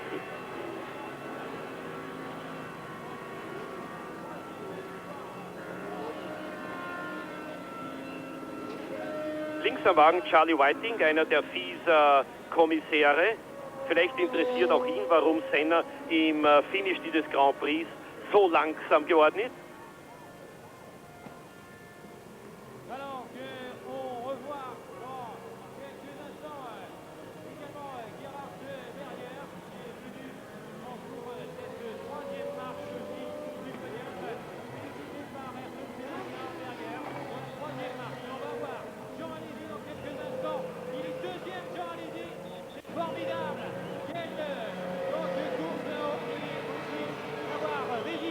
So, die ersten 3. Ayrton Senna. Jean Alesi, rechts im Bild, im blauen Overall, gratuliert, bedankt sich bei Gerhard Berger für das faire Duell. Es waren keine unsauberen Mädchen, es war alles. Und haben Sie gesehen, Ayrton Senna, der heute einen neuen Sturzen gehabt hat, wurde vom japanischen Sturzenfabrikanten noch extra beglückwünscht. Links im Bild Boeri, das ist der Präsident des Automobilclubs von Monte Carlo. Gerhard Berger gezeichnet von den 78 Runden in Monte Carlo mit dem Ersatzauto, in dem die Pedale nicht gestimmt haben können. Genauso wenig wie bei Alain Prost im Ersatzauto. Prost hat ja gesagt, ihr habt von dem Unfall alle mehr gesehen als ich. Ich weiß nur, dass mir ein Auto hinten reingefahren ist und Gerhard Berger hat zu Prost gesagt, entschuldige vielmals, aber ich konnte nicht rechtzeitig bremsen. Also irgendein Defekt muss es also am McLaren vielleicht doch gewesen sein. Berger hatte ja schon im Training, vor allem gestern, mehrere Bremsprobleme. Alain Prost mit dem unabgestimmten Auto also ausgeschieden. Die Weltmeisterschaft, die beiden McLaren-Honda-Piloten in Führung. Erster Senna, zweiter Berger, dritter dann Alesi, vierter Prost. Reihung im heutigen klassischen Grand Prix von Monaco und von der Fürstenfamilie. Gleich geehrt von zunächst einmal Präsident Boeri, dann von Fürst Renier dem Dritten, von Prinz Albert, Ayrton Senna der Erste, Jean Alesi der Zweite und Gerhard Berger der Dritte, beglückwünscht jetzt von McLaren-Chef Ron Dennis. Dans quelques instants, nous allons donc saluer la victoire et son Altesse va donc féliciter Ayrton Senna pour sa 3e Victoire en Principauté. Liebe Zuschauer, das war's. Ich hoffe, spannend genug für Sie. Nächster Grand Prix heute in 2 Wochen, Grand Prix von Kanada in Montreal. Danke fürs Zuschauen und zurück nach Wien. Schöner Erfolg also für Gerhard Berger. Es gibt heute noch 2 Sportsendungen, und zwar 1948 FS1 und... Everything was fine. I had then, after 1/3 of the race, a problem with the engine. Was running fine, but I lost some power. And then I was very concerned, because also then the engine sound changed during the race, and I was really concerned that I would have a mechanical problem. But I just dropped the revs a lot and tried to drive more economy on the engine, put more mixture on it and everything, and was okay. The next problem were the back markers only. Some of them were not correct. They stay half a lap in front, and then was very difficult that.